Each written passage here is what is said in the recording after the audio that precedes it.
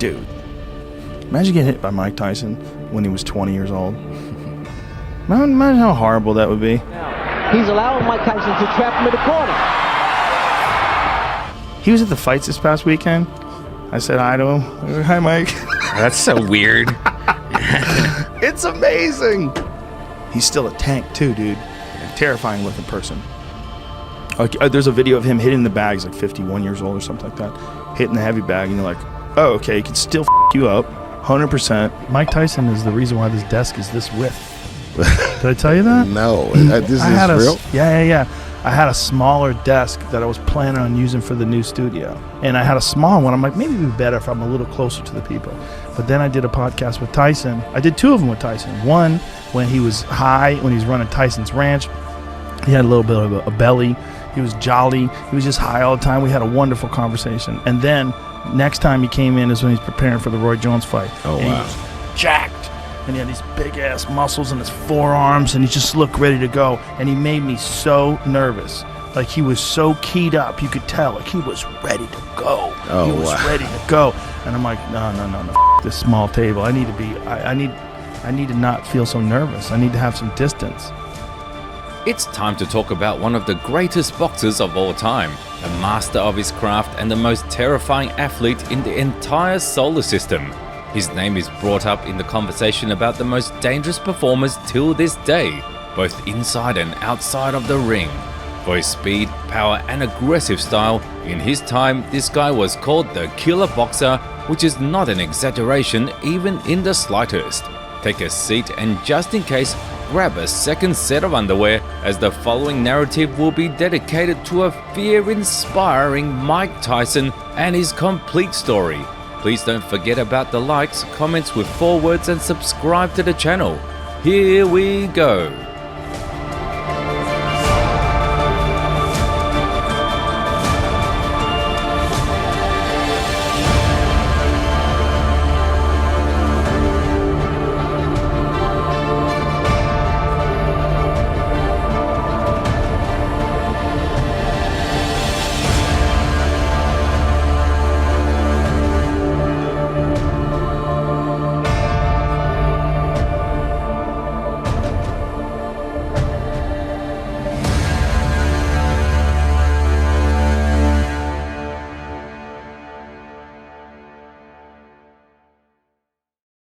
All right, check this out. How did I grow up? I grew up, that's interesting. I grew up, I don't know. I grew up in Brooklyn, New York. Mm-hmm. Listen, at one time it looked nice. And then I realized that we had to move. And then the more we moved, the darker it got. Sure, it's hard to believe that the most vicious, bloodthirsty and deadly boxer in the sport's history, who began his career almost 40 years, was a humble and helpless milquetoast in his childhood, to a point where street guys of his age constantly bullied the boy and walked all over him, and not in a metaphorical sense.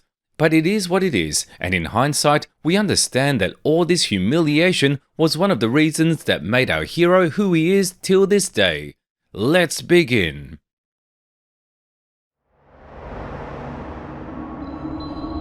Childhood and early years.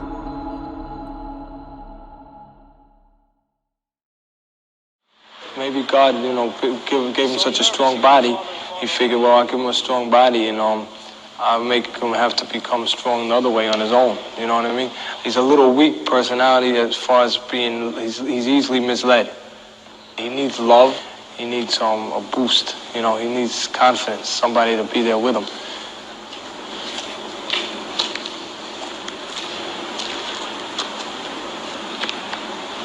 Look, just relax, Michael, relax, just relax. Just relax. Relax. Yeah, but just relax. Just relax. I'm really first time. Yeah, just relax. Don't get too intense. Relax.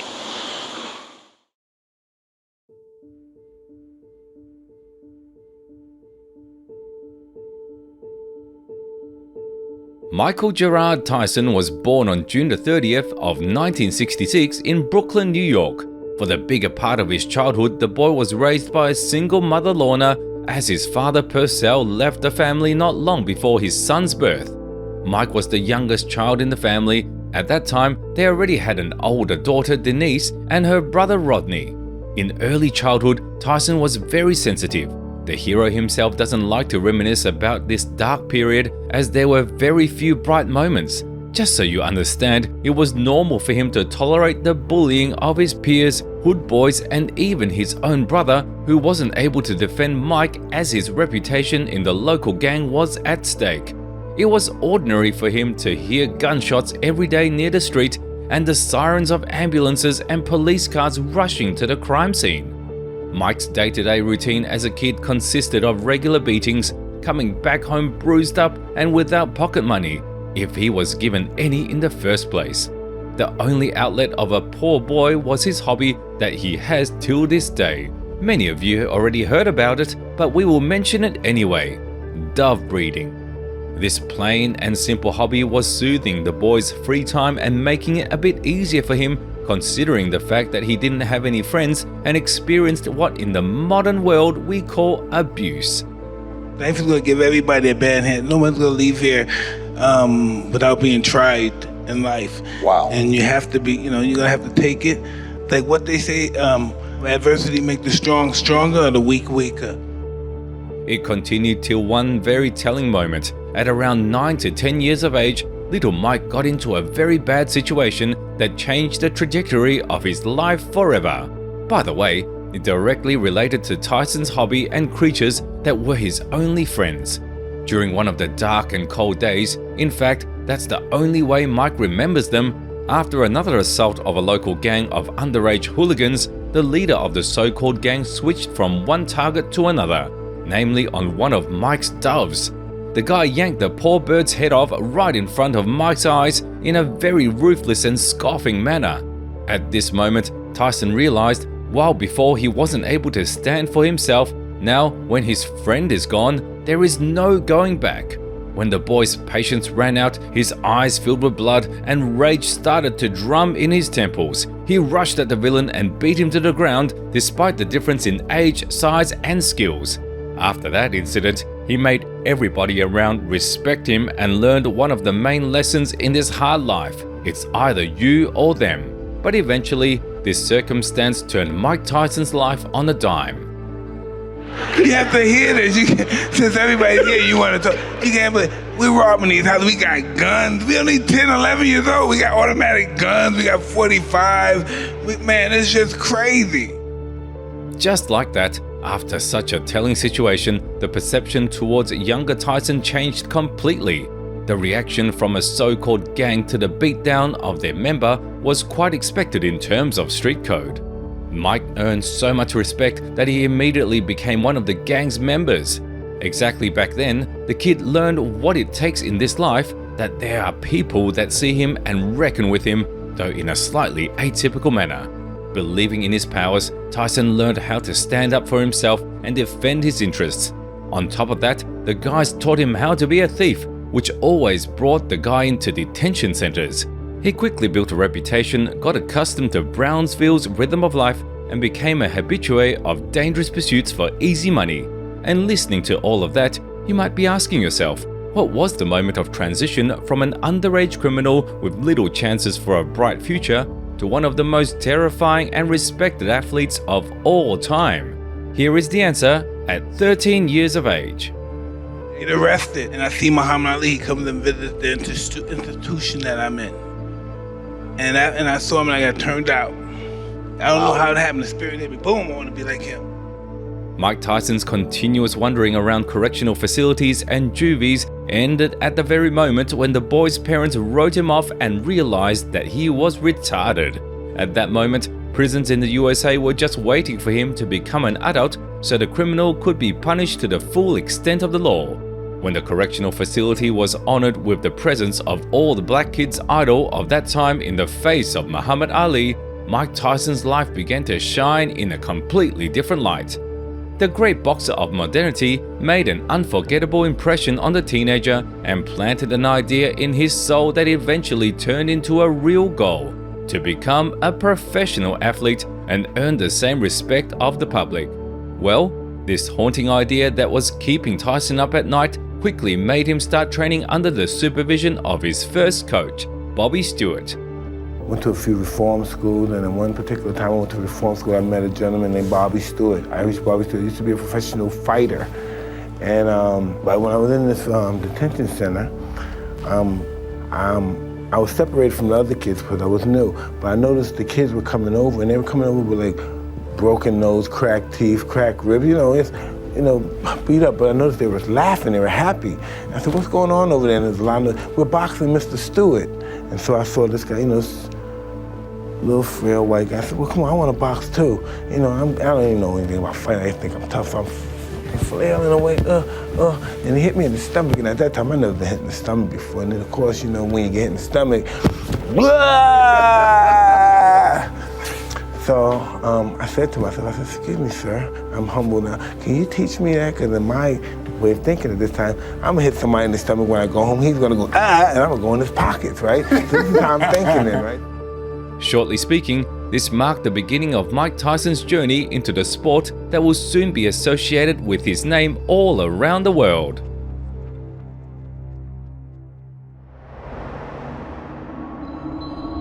Amateur career.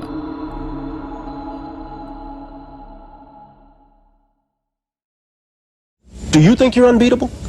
No one's unbeatable. What's it gonna take to beat you? It's gonna take what's not around today. And it's gonna be a long time, I believe, for anyone that has to come up and beat Mike Tyson. Potentially, just how good can you be, Mike? Have you thought much about it? Well, you're always learning. I don't think anyone is invincible. Joe Louis, perhaps the closest thing to invincible. But myself, I put in a lot of hours training, and I give it all I have. And if there's a better man out there, which I believe there isn't at the moment, I'd be glad to just say, you're the better man. Bobby Stewart agreed to teach Mike a martial art, but under two conditions. First of all, the guy would stick to the discipline and given schedule. Secondly, intensity and productivity of their workouts would directly depend on his academic achievements. Only this way and no other way. It's not that hard to imagine what happened next. Tyson began to build his body, mind and boxing technique like a maniac. Moreover, the guy's grades, whose relatives put him in the class for kids with special needs, clearly went uphill. Speaking about the athletic achievements of Mike, at the age of 14, he was able to bench press 220 pounds. Impressive, isn't it? Bobby Stewart was impressed with these results as well. Very impressed, to say the least. That's why the coach gave a young prodigy to a legendary trainer, Cus D'Amato. Mostly it just changed my life because he helped me to deal with people. I know how to deal with people now. Before, I couldn't talk to people. I used to always want to be alone, and now I learned how to deal with anyone. I could talk to anyone, even about their problems. And it's like a father and son relationship. Even though he is my manager and trainer, sometimes I forget that because of the way we are. The first day he met me, he took me in his house. He didn't even know me. I can say honestly, I have a very deep affection for him. I do. To me, he's my boy. He's with me. But I often say to him, I owe you a lot, and he doesn't know what I mean, but I'm going to tell him now what I mean. If he weren't here, I probably wouldn't be alive today. The fact that he is here and doing what he's doing, and doing as well as he's doing, and improving as he has, gives me the motivation and interest to stay alive. Because I believe that a person dies when they no longer wants to live. But I have a reason with Mike here, and he gives me the motivation. I will stay alive, and I will watch him become a success, because I will not leave until that happens. That marked the beginning of Mike Tyson's amateur career. Under the wing of Cus D'Amato, a young talent started to build himself up.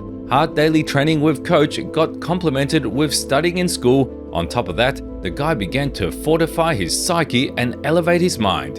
In other words, he realized what he was missing while living in Brownsville and doing shady stuff with underage criminals. Besides that, Cus formed a team of professionals around a promising fighter, which included coaches, masseuses, managers, and many others whose goal was to turn a gifted guy into a real killing machine. Do you ever stop and think about how fortunate it was you ran into that guy? Listen, till this day, I really don't understand that. So how did this happen? Because so many people. Listen, by the time I was born, he was 66 years old by the time I was born. Yeah, crazy. I didn't trust him because I didn't trust anybody but Bobby Stewart at that particular time. And it was like he was transferring me over to another person, and I didn't trust anybody but him. And then he was like giving me to this guy. I said, what the heck is going on here? And I couldn't understand it, but he said, just trust this man. Trust this man. Let's put it this way. The fertile ground Mike Tyson stepped on by relying on a mature coach and a professional of his craft who became one of the closest people in his entire life quickly started to deliver its fruits. A 15-year-old boxer debuted on the amateur scene in 1981. In his first year, he won 5 out of 6 fights. In 1982, Mike managed to reach international level, to be exact, the Junior Olympic Games. Mike's very first outing ended after 8 seconds with a stunning knockout. When this victory got complemented with a couple more of such performances, the gold medal finally found its place on young Tyson's neck. For your information, even at the amateur scene, the majority of the prospect's fights resulted in a complete syncope for his opponent in the shortest time frame possible. We started fighting. I had my first amateur fight, and I was so scared in my first amateur fight. I went downstairs and said, I'm going to go to the store. It was in the Bronx, New York. I said, I'm going to the store to my trainer. And I went downstairs and I said, man, I should get on this train and just never come back. I wanted to get on the train and just leave. I was so scared. I didn't want to fight anybody. It's just such a different dynamic than fighting somebody in the ring than it is fighting somebody in the street. And I never thought I could fight somebody. Even after all the training, I was just totally intimidated fighting somebody in the ring. But I put myself together with the discipline I learned from Cus, and I went in the ring and I scored a 3rd-round knockout.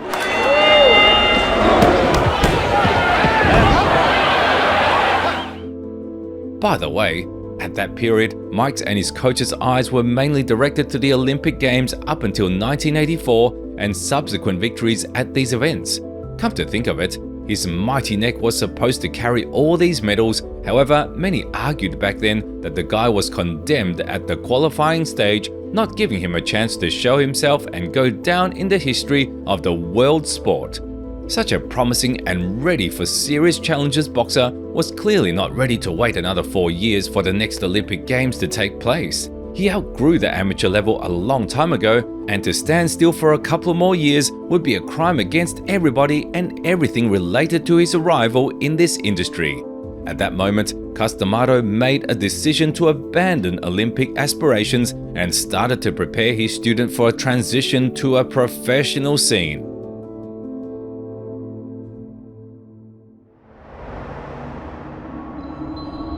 Professional sport.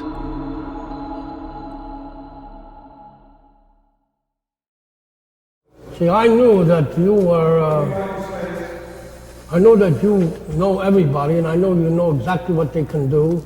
You know all the best punches they have, and I know you make a point to memorize them as fighters.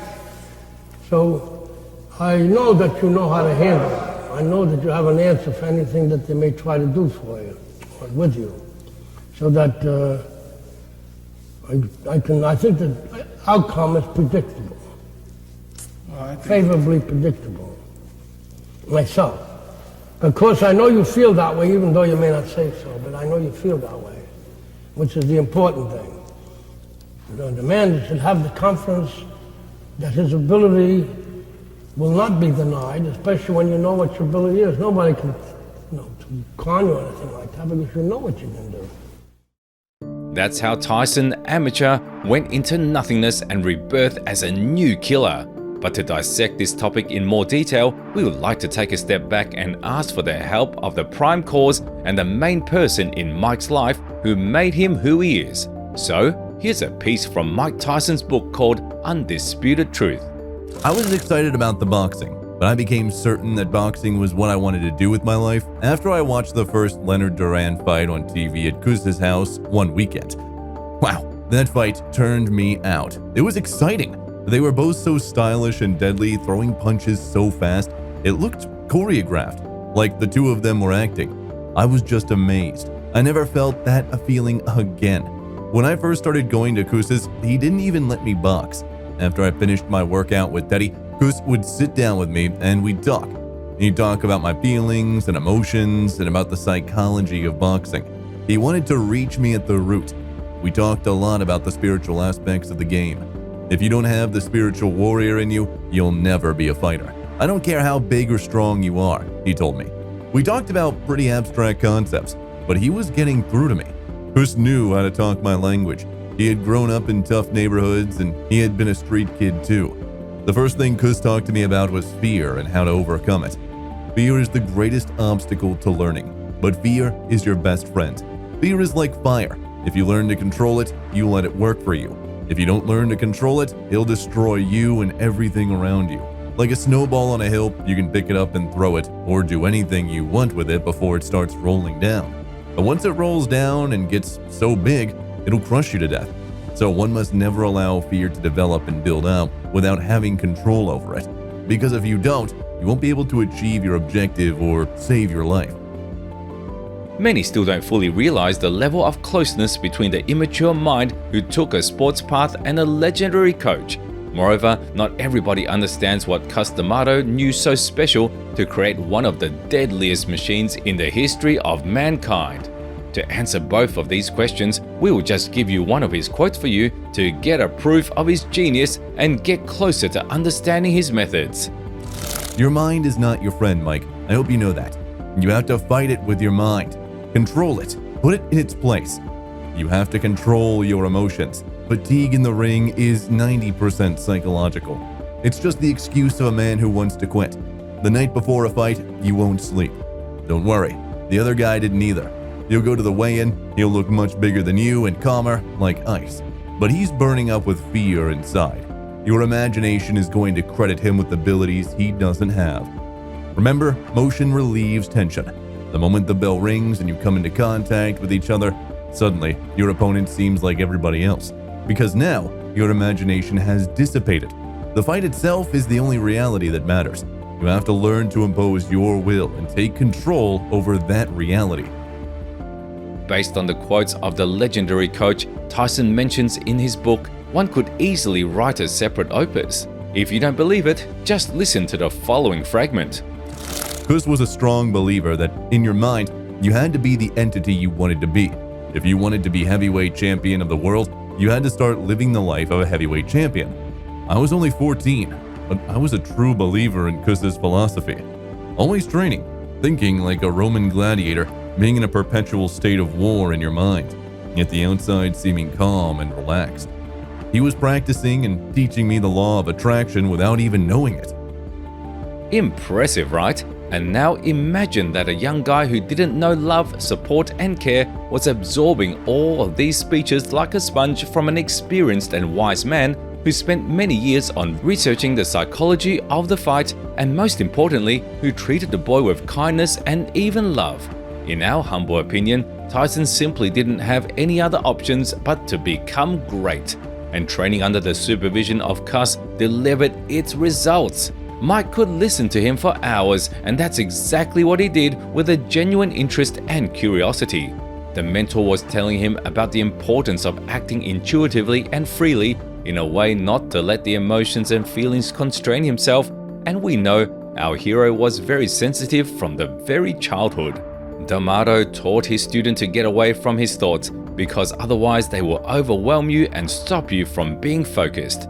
And now add to all of that an exhausting systematic work, constant drilling of technique and reactions, and you will get the youngest champion in the history of the sport. But let's not get too far ahead. I feel that I punch hard, no harder than anybody else. I just go in there to fight.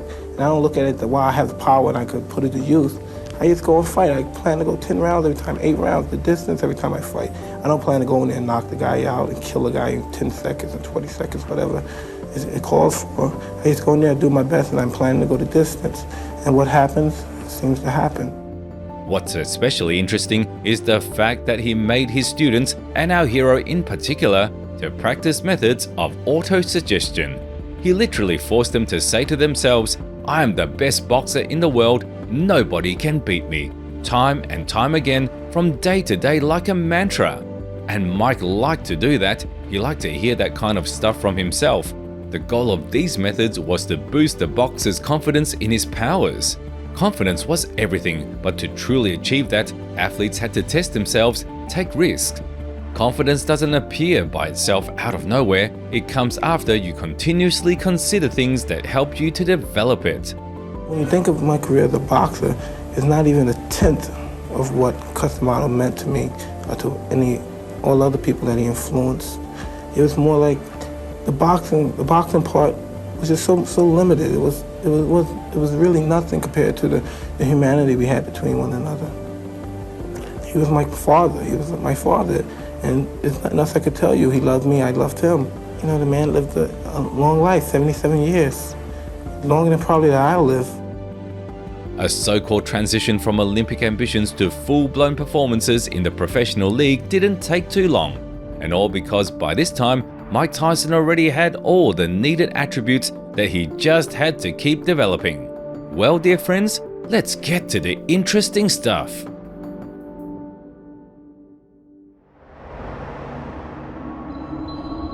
Ruthless era.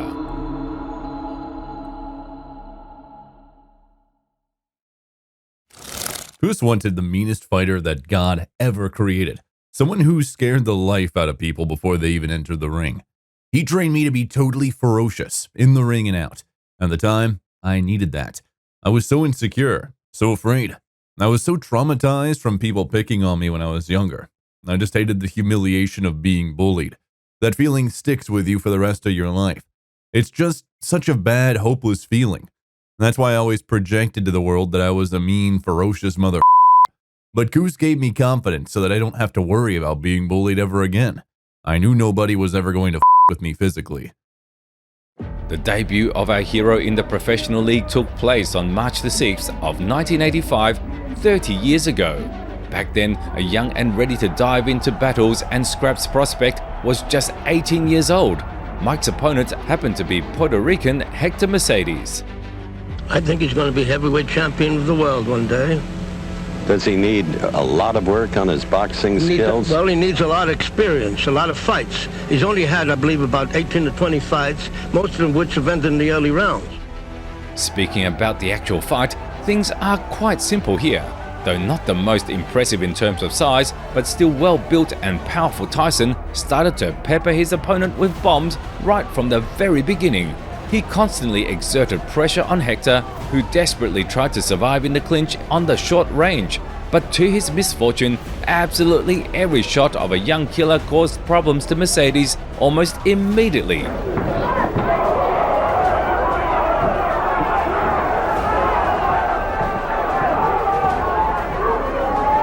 Moreover, Mike was aiming not only for the head, but also blasted him to different levels with an inherent ferociousness and exuberance.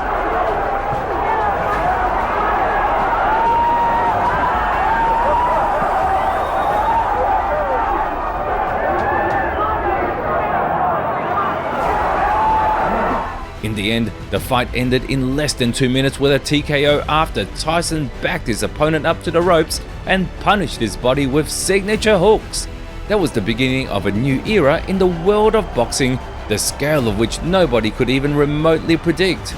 But let's not get too far ahead. A month later, not iron yet but still terrifying talent returned in the ring to instill fear and dispatch professional athletes. On April the 10th, he faced a boxer named Trent Singleton.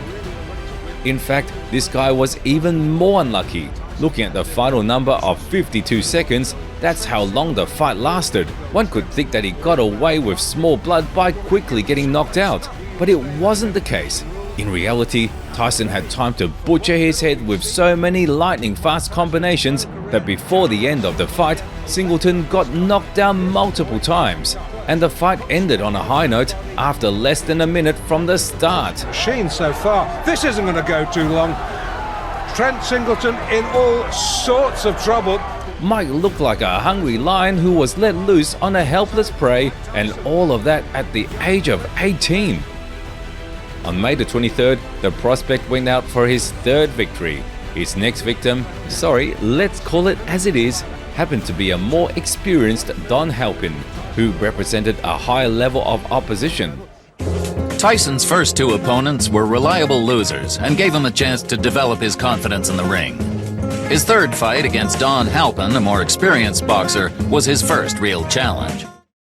Given the raise of stakes, meaning the level of competition, Customado picked such a game plan for Tyson that would help his style to showcase itself even more impressively and vividly than before. What do we mean by that? Follow the thought. As soon as the bell rang, Mike went after his opponent, but he did not force anything to happen and looked for trouble, just in case a more experienced opponent prepared something unexpected. But still, in boxing, it's better not to be hasty and freeze in one place. You should find your rhythm and work based on your strong traits and your opponent's actions. So, at first, Mike tried to be composed and did not blast Halpin with a dynamite in his gloves as he was downloading the data and trying to figure out the level of threat Don presented. That was the pace of the first 3 rounds. Some running and exchange of attacks. But from the beginning of the fourth, everything started to unfold in a familiar scenario. At a certain point, Tyson exploded and knocked his opponent down bad with a vicious right hook. Walking into that good right hand, Halpin down. At this very moment, Halpin made a fatal mistake when he thought that he recovered and could continue. In reality, the countdown of him being conscious was a matter of seconds, and that's exactly how it went down. Finish this. I think so. That's enough. A young killer instantly tore him apart and finished what he started in a flashy and brutal manner. I started attracting my own following at these fights. They began showing up with these little signs like they do at baseball games. One sign read, "Gooden is Dr. K, but Mike Tyson is Dr. KL." I also started attracting groupies, but I wasn't taking advantage of their advances. I was too in love with myself to think about anybody else. Actually, Kus thought I was going a little too overboard. He thought I should go out more, so I ended up going to Albany and hanging out with some of my friends there. Like on schedule, 1 month later, Mike Tyson went for another tick in the win column. His next opponent was Ricardo Spain, who we also feel really badly for. From the moment Mike Tyson entered the ring, his challengers were carefully chosen to mold a path that would allow the youngster to learn and develop as a boxer. His debut opponents were reliable losers, and his talent immediately demanded a bigger challenge. Fight number 4 was against Ricardo Spain. Even though at that time there wasn't a global web like the internet, the information about the new young knockout artist began to spread in the world of boxing slowly but steadily. Before the fight with the prospect, Spain was also undefeated and had a record of 7 wins with 5 knockouts. But as we said earlier, it was the case before he faced the unstoppable beast in Tyson, as the latter destroyed him in 39 seconds, first knocking him down and then finishing the job with a combination of power shots. That's the giveaway. Oh, the legs have gone. This is all over. Yes, it is. I don't believe it. That's well inside of me. I hardly made any money from these early fights. My first fight lost money for the promoter, but Jimmy gave me $500. Then he took $50 from that to give to Kevin, and he put $350 in the bank for me. So I walked away with $100. They were more concerned with spreading my name around than making money on these early fights. Jimmy and Caton were the first fight managers to make highlight reels of all my knockouts and send VHS tapes to every boxing writer in the country. They were very innovative that way. While before you were surprised that there were only 20 days between Tyson's fights, how about a week? Hamzat Chimaev hit the like button on this video for that fact. Anyway, on July the 19th, Mike came out to fight Larry Sims, but unfortunately there is no footage of this bout in open access. But according to the information that we have, Iron Mike dispatched his opponent in the 2nd minute of the 3rd round in his signature style and earned a knockout victory. I was performing sensationally, but it seemed that Kus was getting grumpier and grumpier. Sometimes I thought that Kus thought that I was an Uncle Tom. I'd try to be polite to the people I'd meet and give them yes ma'ams and no sirs. And Kus would get on my case. Why are you talking to them like that? You think they're better than you? All those people are phonies, he'd say. Then when I acted like the god that he kept telling me I was, he'd look at me with disgust. You like people looking up to you, huh? Guys like Caton and them telling you how great you are? I think you just needed someone to tear into. My day depended on what side of the bed Kus woke up on. But then I had gotten my license and I would drive him to various meetings and conferences. On September the 5th, Tyson entered the ring to get rid of a guy called Michael Johnson. 6 months into Mike Tyson's professional career, and his reputation was growing, as was the issue of finding a boxer who could last more than a couple of rounds with the Iron Man. Manager Jimmy Jacobs designed Mike's busy schedule, but his devastating punch and hungry critics demanded a change in tactics. Fight number 8 was against a more experienced fighter called Michael Johnson. Watching this fight, there is one phrase that comes to mind, and it goes like this. In boxing, like in any other contact sport, the most important thing is to watch your head. However, with Mike, the situation is exceptional, as for him, any head is exposed. We mean that back then, the prospect was training non-stop and that delivered such results that any shot from the beast, even to the opponent's block, still reached the target and did its thing. The same thing happened to Johnson in a span of 39 seconds. At first, he got into a subconscious state and then was shut down for good after a deadly finish from Tyson.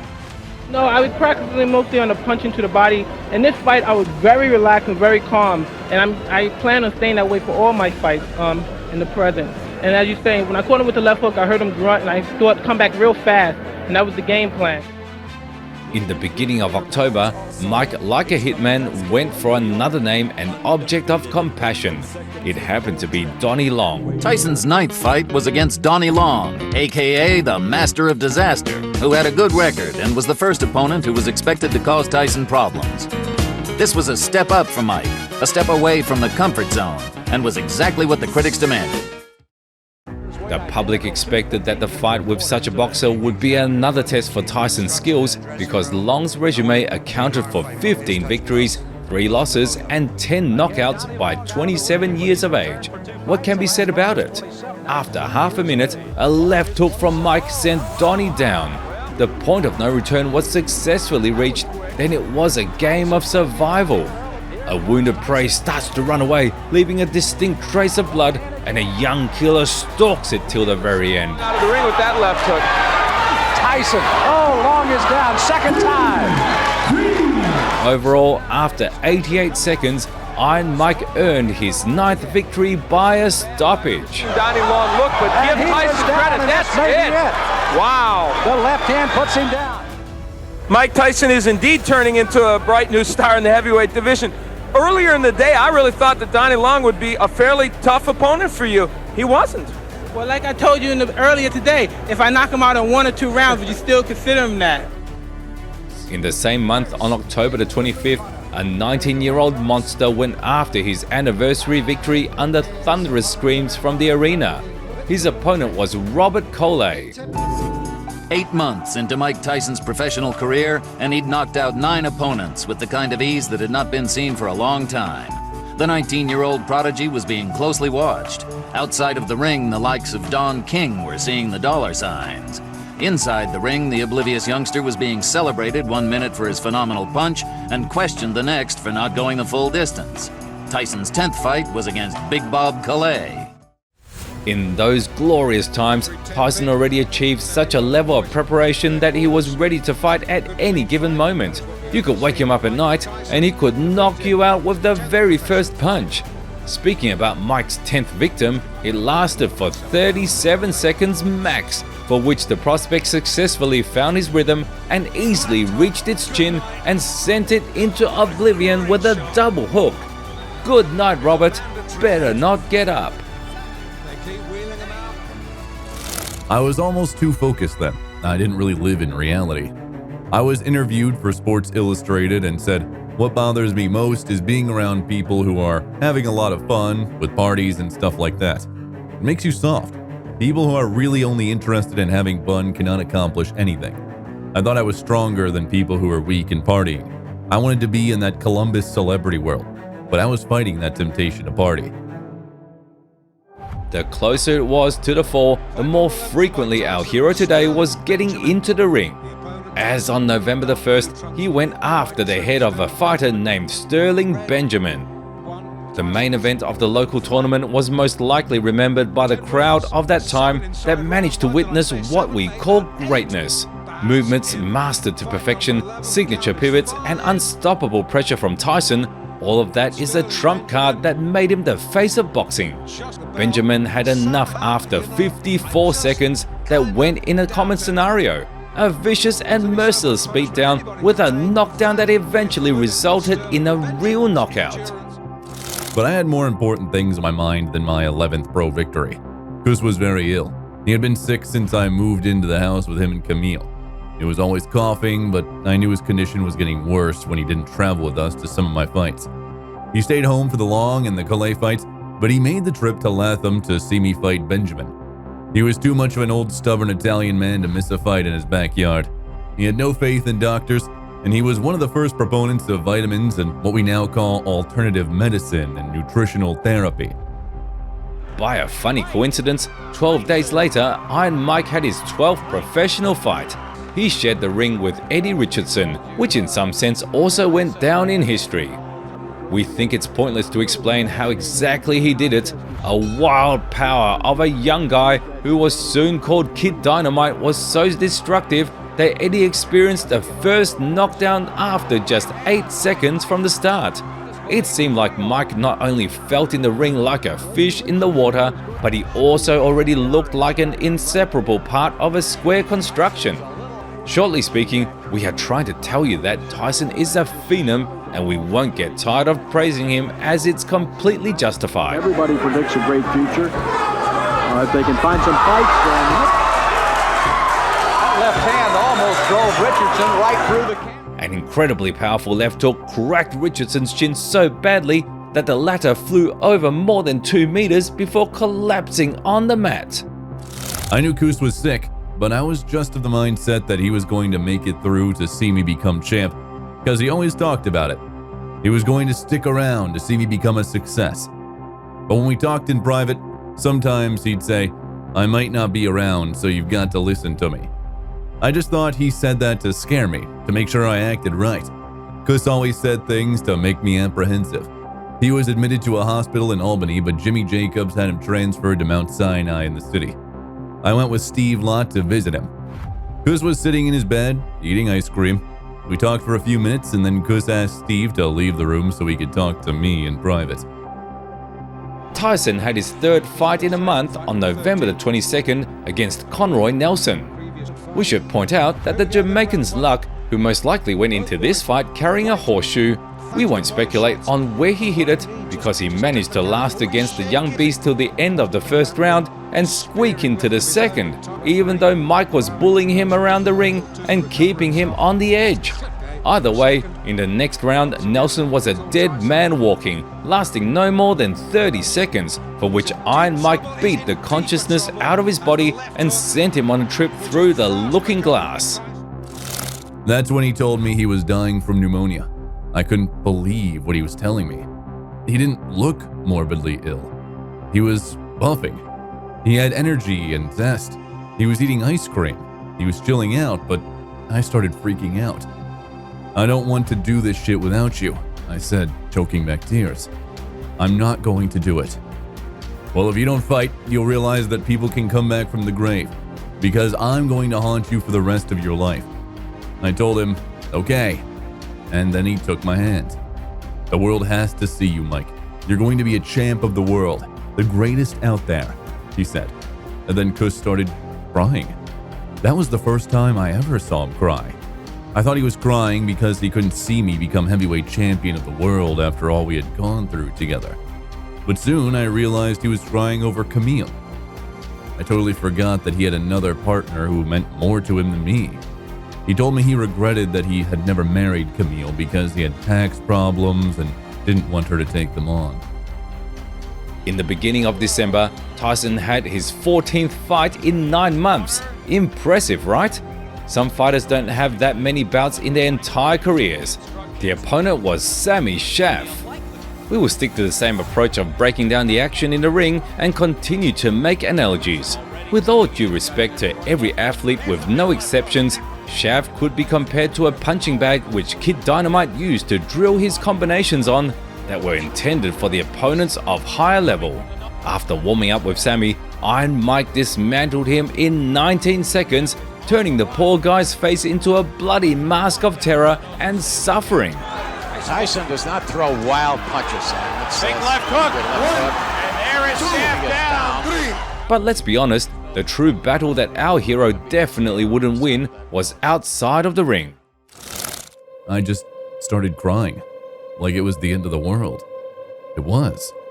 My world was gone. All the girls at the bank were staring at me. They had Kuss's funeral update. I was one of Kuss's pallbearers. Everybody from the boxing world came. It was sad. In my sick head, all I could think about was to succeed for him. I would have done anything to win that title to ensure Kuss's legacy. I started feeling sorry for myself, thinking that without Kuss, I would have a shitty life. Camille was very composed, but when we got back to the house, we cried together.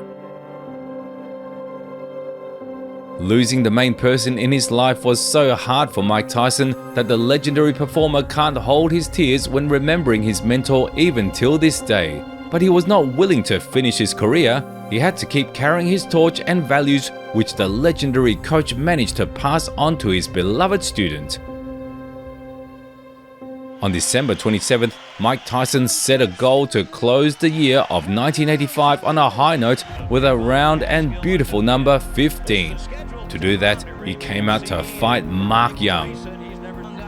When we said close the year on a high note, it was an understatement, because this time Iron Mike not only did put his name on the map with his victory, but he also demonstrated a true mastery that couldn't be called anything but perfection.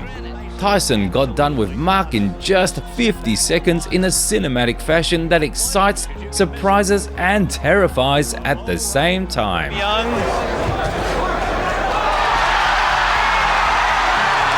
Just one precise uppercut grazed Mark's chin, who at first didn't even realize that he got knocked out cold. And him going down face first on the canvas is a testament to that. I shut down emotionally after Kuss died. I got really mean. I was trying to prove myself, show that I was a man, not just a boy. Jimmy and Caton didn't even let me mourn, so I brought along a photo of Kuss. I was still talking to Kuss every night. Kuss was different than me than it was with his other fighters. Kuss trained me to be totally ferocious in the ring and out. We had a totally different relationship.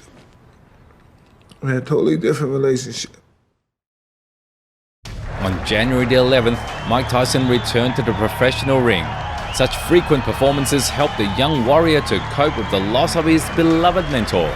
The next target in his way was David Jaco, who had a record of 19-5. 1985 was an astonishing year for Mike Tyson. In his first 10 months as a professional fighter, he had coasted through 15 fights, winning all by knockout. The boxing world was hooked. Fight number 16 was against Dave Jaco, a fighter with a respectable record. Even though Mike's opponent had more experience than him, like a couple of bodies in the past year, he looked like a rookie in the ring with our hero. We hazard a guess that at that period, Mike was even more furious than usual, and it's clear why. Anyway, the American boxer didn't last even a round.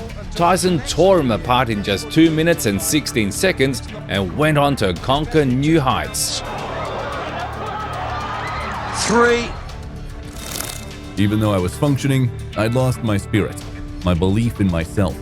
I lost all my energy to do anything good. I don't think I ever did get over his death. I was also mad at him when he died. So bitter. If he'd only gone to the doctors earlier, he would have been alive to protect me. But he wanted to be stubborn, so he didn't get treated and he died and left me out there alone for these animals in the boxing world to take advantage of. After Kuss died, I just didn't care about anything anymore. I was basically fighting for the money. I didn't really have a dream. It would be good to win the title, but I just wanted to have some wine, have some fun, party, and get up. In the same month, the most prominent prospect of recent years clashed with his namesake, though his surname was Jameson. And not to lose the overall narrative, we'll say it right away. At that time, this fight happened to be the longest one in the career of an undefeated talent. Yes, that's true. Mike is a ray of sunshine coming to the heavyweight division, in a division which is sadly lacking exciting opponents. There's a great need for someone that, with the explosive punching power that Mike possesses, to bring back some of that excitement that's been missing in the division for a long, long time, since the days of George Foreman and Joe Frazier and guys like Sonny Liston. If any of you haven't watched this fight, here's a spoiler. It lasted till the 5th round, which was surprising if not shocking for everybody at the arena and those familiar with the common turn of events when Iron Mike gets into action. Either way, it was the reality for which we want to give the Irish boxer respect, who showed great endurance considering his build. Because Tyson did not try to outpoint his opponent, he methodically, systematically broke him down from round to round, exerting enormous pressure. Anyone who understands boxing would agree with us that Jameson could go down from any of such shots, but it didn't happen in the beginning rounds. One couldn't say that his size helped him to avoid dangerous situations and survive in the clinch, but it is what it is. In the 4th round, the Irishman's body finally started to break down, and the prospect managed to drop him in his usual manner. Couple of lefts, now a right, a left. He's got him down. Mike Tyson sends Mike Jameson to the mat. But it wasn't the end. By some miracle, Jameson survived till the end and made it to the 5th round.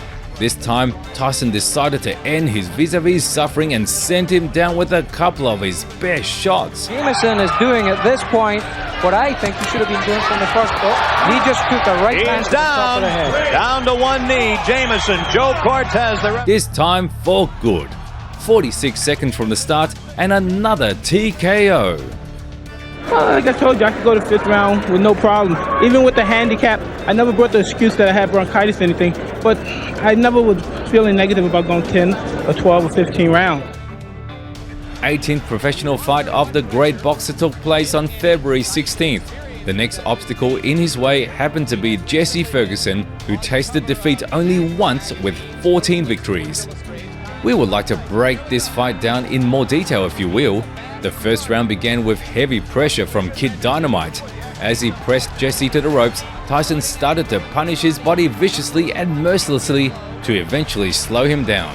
For the rest of the round, Ferguson ultimately couldn't show anything special compared to Mike, who was simply beating his man dance partner up for all 3 minutes. The second round unfolded in the exact same scenario. Bombs to the body, clinch, exchange. And all of that was clearly in favor of a young prospect. The 3rd and 4th were pretty much the same. We won't get tired of expressing respect towards such athletes as Jesse Ferguson, who is worthy of praise at least for his endurance and ability to stay on his feet in tough situations. As we know that fighting Mike Tyson in those times was as tough as it can be. The 5th, and as it turned out, not the last round, started in the center of the ring. Even though the fighters toned the pace down a little bit, the overall dynamic stayed intact. The start of the 3 minutes was slow, with straight punches from both sides. Very soon, the guys converged again and engaged in the clinch, from where Mike, as always, tried to break Ferguson's body. However, during one of the combinations, Tyson caught Jesse with timing, and instead of a second shot to the body, he threw a precise uppercut. This attack literally knocked his opponent down and earned him another highlight. It's surprising that his head did not separate from his body from such a shot, but it wasn't over yet. Mystic powers managed to save Ferguson's life, helped him to get up and survive till the end of the round. But the 6th and the last round for Jesse ended in a common fashion. Already beaten up and barely standing on his feet, the boxer wasn't able to oppose Iron Mike, and for Tyson it was only a matter of technique. Chip out the last bits of his opponent's health in a brutal and scary manner. He must maintain a little bit of distance so that he's going to take a point. He's disqualifying him. He disqualified Jesse Ferguson. When I met with the reporters after the fight, I started a controversy. When they asked me about finishing Ferguson off after I had scored with the uppercut, I said I wanted to hit him on the nose one more time so the bone of his nose would go into his brain. I would always listen to the doctor's conclusions. They said that any time the nose goes into the brain, the consequences of him getting up right away are out of the question. The reporters laughed, but maybe it was just nervous laughter. When I said to the reporters what Puss used to say to me word for word, I didn't think I said anything wrong. Puss and I always used to talk about the science of hurting people. On March the 10th, a rising knockout artist crossed paths with Steve Zuski, who we hope did not forget to read his prayers on that day before sharing the ring with his vicious predator. The spectacle itself unfolded in a common scenario from the beginning to the end. And now he switches for a moment to the southpaw stance and tries to rock 2 right hooks off Tyson's head. With about 20 seconds to go, and there is a solid shot. This time we will compare Iron Mike with a toggle switch who shut down his opponent with one snap in the form of an uppercut closer to the end of the 3rd round. The scene was familiar. Steve, like all of his predecessors, is reanimated by the doctors while Tyson peacefully waits for the results to be announced. What could be a better indication of his level than this?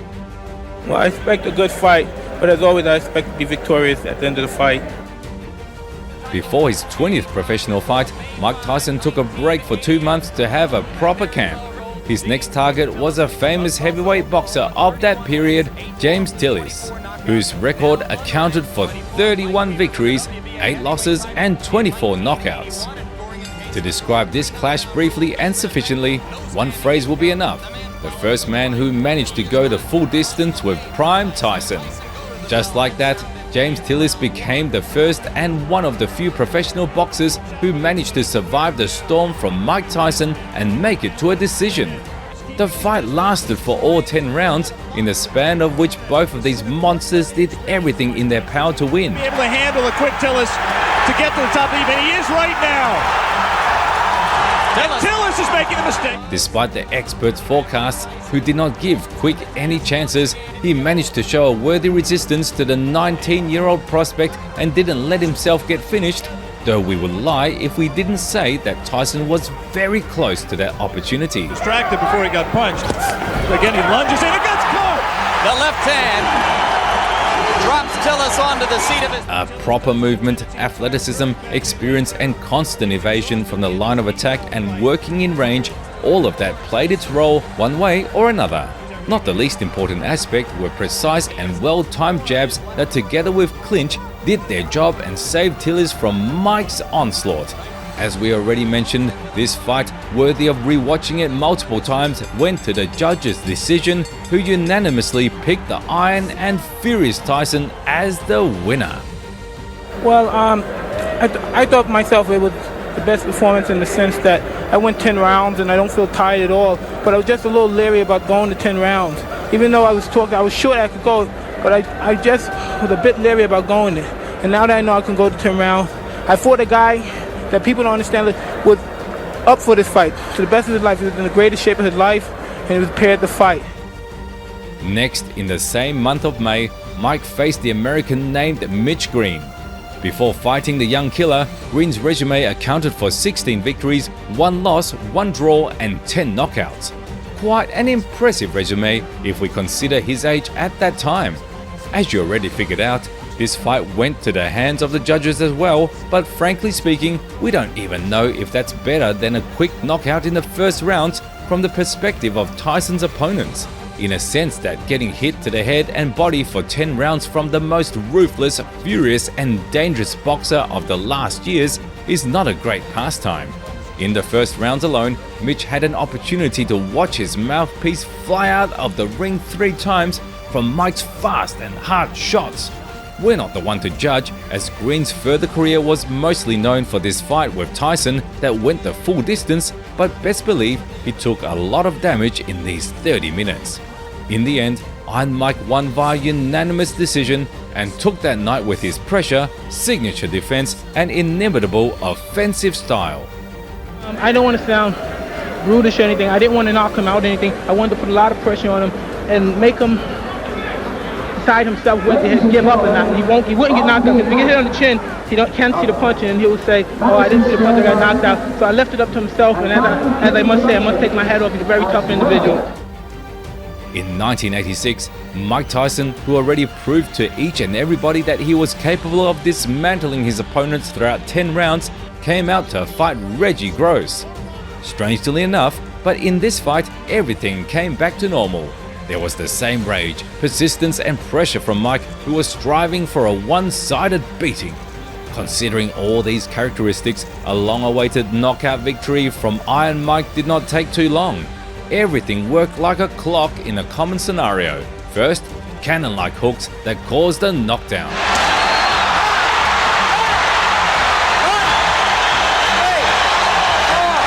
And then a ruthless finish accompanied by the crowd's screams.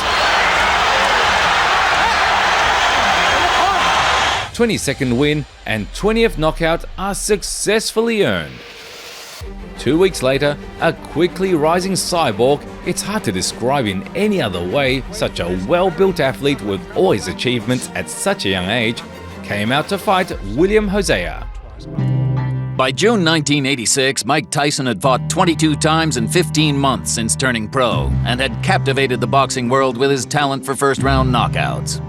Customato, a key figure in Tyson's boxing career, had passed away, and the trusted managerial team were undergoing significant changes. At this stage, Don King joined the winning team as the promoter. This moment would prove to be life-changing for Tyson. This time, the Iron Phenom needed only 2 minutes to raise the temperature in the crowd. We won't get tired of saying that this level of pressure and onslaught combined with pure aggression that Tyson used masterfully was impossible to restrain. William is a testament to that as well, as he lasted for less than a round, which resulted in another knockout. Good right uppercut, and once again the legs twitch. Hosea in trouble. And down. After celebrating his 20th birthday, Mike entered the ring to give himself a gift in the form of Lorenzo Boyd's body folded in half. And by the way, it wasn't said just for the sake of it. Tyson really did it to his opponent, though it was closer to the middle of the second round as Lorenzo managed to run in the first round and postpone the inevitable. Backs off from a sharp right uppercut to the body by Tyson. Again, a double right hand to the body and the chin. Down goes Lorenzo Boyd. The count is 5. After unloading a double uppercut from a short distance, Iron Mike catapulted Boyd into free fall, after which he ultimately couldn't recover. 22nd knockout and 24th victory. Well, as you see here, I'm just picking with the jab, and I'm looking for the body punches. Boom, I'm trying to hurt him with the body. Boom, and I brought it up. But as you noticed earlier, I was hitting him to the body, making his mind preoccupied on the body shot, and he had no intention of the right uppercut coming. Perhaps you might ask, how many more bodies does such a jacked and vivid boxer have to fold in the ring to get the title shot? In all fairness, we were also interested in that working on this documentary. The talks about Iron Mike's title ambitions were up in the air for a long time, but that was it. Everyone waited for the hype around him to reach its peak. The next fight that happened on July the 26th brought a little bit of clarity on that, because Tyson's opponent was the son of a legendary Joe Frazier, Marvis, who had a record of 16 victories and 1 loss. This bout caused a lot of excitement and was almost seen as the main event of the year. Everybody expected a vicious brawl, however, the fight ended just 30 seconds after the bell. Uppercut, and Marvis is hurt. The slaying right uppercut followed by just a couple of punches, and Frazier lays unconscious on the mat. The referee didn't even count to 10 to let the cornermen and doctors get into the ring as soon as possible and save the guy. Marvis came back to his senses only a few minutes later, while the unstoppable beast earned his 25th victory, being surrounded by the fans. The fight, I was confident. I trained real hard with my trainer, Kevin Rooney, who I owe a great deal to. And I came out and I was confident. I knew the fight. I felt it deep in my heart. I was going to stop him in the first round. I had just turned 20 a few weeks earlier, and the plan for me was to become the youngest heavyweight champ by the end of '86. While Jimmy and Kate were negotiating for that, they had me fight Jose Ribalta in Atlantic City on August 17th. On August the 17th, Mike Tyson had his last fight of the summer 1986 against the Cuban Jose Ribalta, which he clashed with in a brutal battle. All of us doing our job 100%, the result, the foregone conclusion. There's no way we could fail. We must succeed. The closing of the warm season in front of the Atlantic City crowd happened to be spectacular. However, if we're being honest, in the ring we saw how another decent boxer with a record of 22 wins and 3 losses just received a huge amount of damage for a long period of time. Ribalta was not the first and the last person who was remembered for his courage and endurance as he managed to survive till the 10th round. Just imagine that. On the way to which he was losing tons of health and balancing between 2 worlds, going down from crushing knockdowns. Invited. And there was an uppercut. What a shot. Despite a great footwork and advantage in size, Jose couldn't survive with the movement alone. During one of the sequences, it seemed like one of Tyson's punches were knocking the consciousness out of the Cuban's body while the others were bringing it back. And that's how the fight reached the middle of the final round through that roller coaster. We're not even surprised by the fact that Mike was acting in the last round in the same way he did in the first 3 minutes, which let him take the victory by a TKO, because the referee couldn't keep watching the beatdown any longer and made the only right decision in this situation. Fair enough, he had his mind concentrated, he was going to fight, and he did well, and I commend him very dearly. We'll say it straight away that before the next fight of Iron Mike that took place on September the 6th against Alfonso Ratliff, the world of boxing had already confirmed that the most prominent talent of recent years got his opportunity to contest the heavyweight championship of the world. But let's not get ahead. It is official. For Mike Tyson, the days of fighting the Sammy Scaffs and William Joseas and Lorenzo Boyds of the world are all over. He will have a shot, it appears, at the heavyweight title. The undefeated heavyweight has signed to fight in the HBO title unification series, and he'll face Trevor Berbick, the WBC title holder, probably sometime this fall. And if Tyson should beat Berbick, he would become the youngest man in history.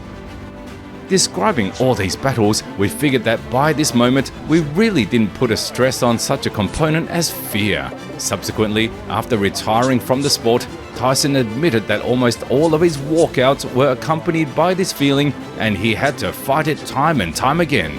But we don't want to talk about Mike's fears now. We want to talk about his ancient inner feeling that all of Iron Mike's opponents experienced walking out to the arena. It has only been 1.5 years since Tyson turned pro, but Mike already had time to scare the crap out of the majority of athletes. For the entire first round, the American was trying to jog around with a mask of terror on his face, and he managed to do so. However, in the second one, Mike ultimately caught Alfonso and did to him what all of the heavyweights were scared of. Hearing his name, namely beat him up to a pulp and earn the TKO win. Left little doubt about that so far. Right hand, that should be just about it. Davey Pearl looking very closely. And that's all. It's over.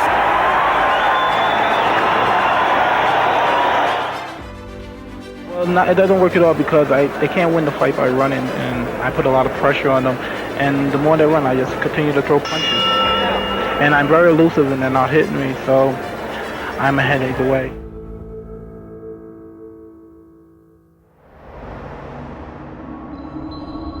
Ascension.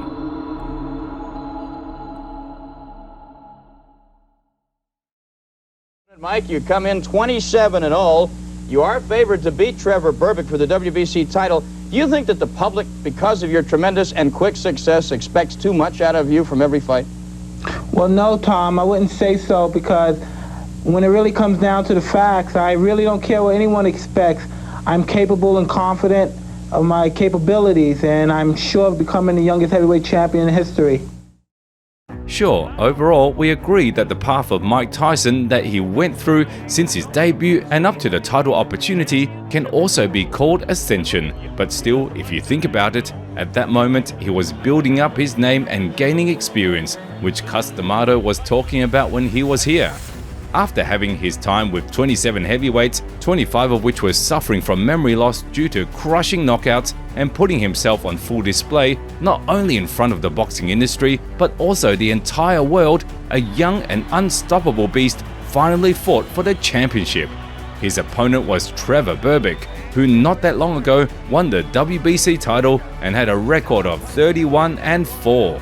This long-awaited event took place on November the 22nd of 1986 in Las Vegas, Nevada. I was arrogant, but I really felt that my time had come. In my sick head, all the great old-time fighters and the gods of war would be descending to watch me join their company. They'd give me their blessing, and I'd join their club. I was still hearing Kuss in my head, but not in a morbid sense, just supportive. Ali was introduced to the crowd, and he came over to me. "Kick his ass for me," Ali told me. 5 years earlier, Ali had been beaten by Berbick and retired after the fight, so I was more than happy to comply. "That's going to be easy," I assured Muhammad. It was the first title defense for the Jamaican boxer, and he was in great spirits. He was full of optimism and ready, as he thought back then, to smash this guy with a fake hype. Do we need to say that this plan was a complete flop? Second round, 2 minutes and 35 seconds. That's how much time a 20-year-old Tyson needed to send Berbick down multiple times, rattle his brain, and earn an incredible victory via TKO. Bangs the body. Wow, with that uppercut is Tyson. Catches him with a leg left foot, and he goes down. He goes down. He should be able to get up from this. His legs may be shut. They are. As a result, Mike set the world record, becoming the youngest heavyweight champion of the world. Besides that, he also has another accomplishment. It took Iron Mike only 1 year and 8 months to become the title holder since his pro debut. It seems to us that there is no need for any other words, as the achievements speak a lot louder than anything else. Mike Tyson, 20 years old, a heavyweight champion. How does it feel to be wearing this belt? Well, the moment I waited for all my life since I started the game of boxing. And as everyone said, that Berbick didn't have a chance. Berbick was a very tough, very strong. It's like very strong. I was never expecting to be as strong like that. I knew he was strong, but I didn't expect him to be as strong as me. And he was very strong. But I was calm, and I was timing my punch. Every punch I do with bad intention in a vital area. In the next fight, Tyson clashed with James Smith, who at that time conquered the WBA championship. The fight took place on March the 7th of 1987. The idea is to let them fight as hard as possible. This is a fight. You go in there and you fight as hard as possible. You know, my trainer told him, you go in there and you fight. You fight. This is, don't take it easy because he's 18 or he's 17 or he's 20. You go out there and you fight. You fight for your life. Just go out there and fight for your life. And that's just to get ready to fight. That's how come I'm always in shape, because when I fight in the gym, it's a fight. I fight. Despite a scary nickname, Bone Cruncher was quite an ordinary boxer who went down in history only for becoming the first heavyweight champion of the world who had a higher degree. Of course, if we don't count his fight with Tyson. Speaking about the actual event, to many people's surprise, Mike couldn't get the upper hand with common ease. Smith continuously tied his hands up, not letting him land even a single significant shot throughout the entire fight, and in the end, he exploded himself and almost delivered a sensation by putting Tyson on a verge of getting knocked down. As Evander Holyfield was reminiscing a few years later, it was this fight he was watching the most, preparing for his fight with Tyson, because it clearly showed many evident flaws in Iron Mike's technique, in particular his low efficiency in the close range. Either way, Tyson won by a unanimous decision and added a second championship to his collection. Well, I feel good, but I don't feel satisfied. But as you know, he was just trying to survive. I thought he was going to come out there and try to beat me up, like he said. You know what else I noticed? When I threw my jab, I was hitting him with my jab, and I was hurting him with my jab. But I feel like, he didn't want to fight. He didn't want to win. He didn't want to win at all. I did two things right away when I went back to York after winning the title. I went up to Catskill and showed my belt off everywhere. I wore it outside for 3 weeks, sometimes even sleeping with it on. One day I walked into the kitchen and told Jay Bright to come with me for a ride. There was one more person I wanted to show the belt to. I told Jay to drive to the liquor store, and I gave him some money to buy a large magnum of Dom Perignon champagne. Then I had him to drive to Kuss's grave. When we got to his stone, we were both crying. We both said a little prayer, and then I popped the cork. We took a big swig, and then I poured the rest of the bottle on Kuss's grave, left the empty bottle on the grass, and left. On May the 30th, before the summer, Mike Tyson shared the ring with an undefeated Pinklin Thomas, the one who lost a year ago to Trevor Berbick, who in turn got his WBC title taken by Mike. We hope that you did not get confused. Anybody that takes the Bone Crusher Smith fight seriously and looks at it and say, well, this is Mike Tyson at his best, and this is the fighter that I expect to fight when I fight Mike Tyson, they're going to be in for a lot of trouble. By the way, Thomas lost to that same Jamaican via unanimous decision, getting to know that bitter taste for the first time in 29 fights. At the same time, young Tyson managed to get done with the experienced boxer in just 6 incomplete rounds, for which he dismantled him to small pieces and shattered the American's chin. Right hand behind it. Thomas in trouble again. And now Tyson moves in for the kill. 2 uppercuts in the left hand. Thomas trying to hold on. Serious trouble. And down he goes. The defense of both belts for the incredible athlete was successfully achieved. You know, I saw him in previous fights, he would get tired. And I said, if I knock him out early when he's tired, he won't have no defense and it'll be spectacular. And I knew he would get tired somewhere around the 7th round, because I saw in the last 2 fights, he was gasping for a little air. At that same period, a fast-rising boxer began to experience his fame in the real world. On top of that, he started to gravitate towards quick thrills that were breaking the discipline, to say the least, and paying attention to women, for which he paid a huge price in the future. I never talked to girls in Brownsville. They were scared of me because I was real crude when I was young, and had a nasty attitude back then. The girls in my neighborhood could only see through me. I didn't have enough game for them. So my friends would go, "Come here, baby, let me talk to you." It was easier to meet girls back in my white world. I'd meet them at photo shoots, or when they'd interview me, or they'd be the model working with you on the shoot. Being the champ made me slightly more confident around women, but it also made the women a lot more aggressive. So that made me feel it was okay to do things. Like if they were hugging me, it made me feel that it was okay to grab their ass and kiss them, because it was 20, I still didn't know any better. I really believed that every woman who approached me wanted to have sex with me. Before I was Mike Tyson, nobody wanted anything to do with me. Since I wasn't particularly adept at women, if I slept with someone once, I'd try to see them again. Over time, getting bigger paychecks for every performance, the athlete began to lead a riotous and careless lifestyle and use all kinds of substances. Being young and rich, Mike was not ready for such attention, and metaphorically speaking, he slowly but surely began to fall under the ice. I just went totally off the track. I was burning the candle at both ends, training hard and partying just as hard as I was training. Drinking and fighting with these women all night. Just stupid, selfish that you do when you're a young kid with some loot. But let's get back to the course of events. The next target in the way of a spectacular and unstoppable freight train was the same undefeated boxer with a record of 34-0 and the IBF title holder Tony Tucker. The undisputed heavyweight champion was on the line. Hi, well, this is it, you know what I mean? I'm in great shape, what can I say? I'm sorry to disappoint most of the people in here, and the rumors are not true that I'm having problems with my camp and everything. As I said before, I'm in the best shape of my life, and I look forward to bringing that extra title back home to New York. Perhaps those rumors discussed by the public were true, or maybe the thing was that such a young age Tyson faced an equal opponent. Either way, we mean that though Tyson won this time via unanimous decision, there were sequences where he was put to the test himself. Sure, it's too early to talk about his decline, but at the same time, the media was a bit worried about the youngest undisputed heavyweight champion in history, because the talks about Tyson's bad habits were already in the air. But still, it doesn't take anything away from him.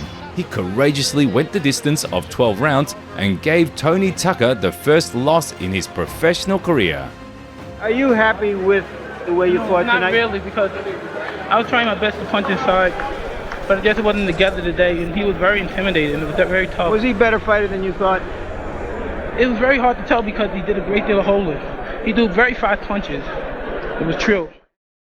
Tyson gradually began to lose the sense of reality and sanity, so to say. He even admitted in his book that he got tired of vegetating in society only consisting of consumers, but he couldn't do anything about it and was constantly getting back to partying, which slowly but surely was replacing his lifestyle and training process.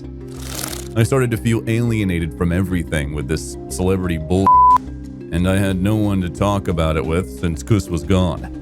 Alex Willow interviewed me for ABC's Wide World of Sports, and I said, I used to keep a lot of things inside, and Chris and I would talk about them. Now when those things come up, I just keep them aside.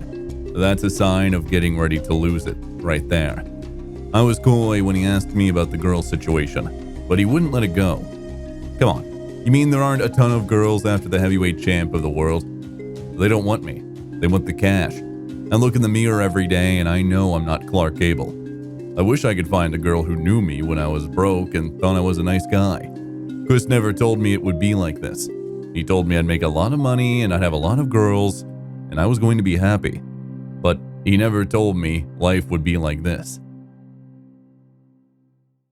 By January of 1988, the boxing world was about to put on one of the biggest events where the youngest and phenomenal performer was supposed to collide with one of the greatest heavyweights of all time, Larry Holmes. The American's record accounted for 48 wins, 2 losses by a decision, and a couple of championships.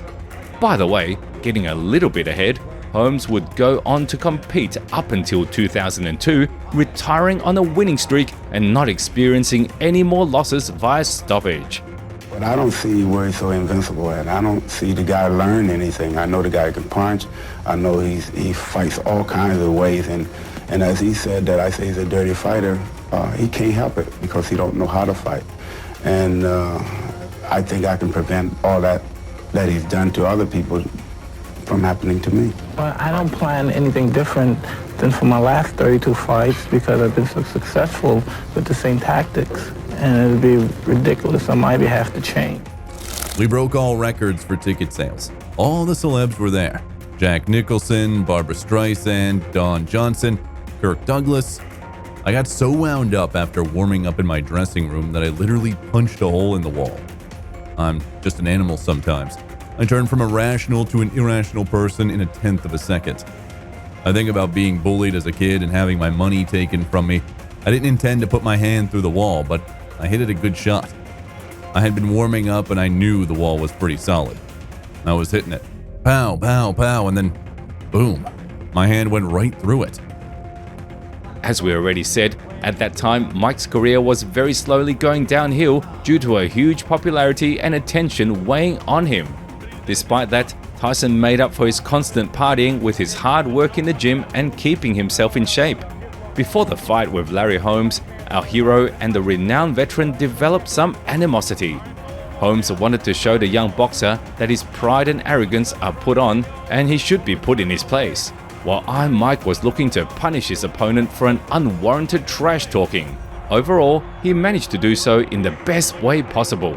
Even being emotional walking out to the ring, it didn't stop Mike from ripping the legendary boxer's head off, punishing him for insult and avenging Muhammad Ali. He gets nailed with the left hand, the right hand, digs to the body, goes to throw right hand, gets split with a big right hand. He won't get up from this one. It's all over.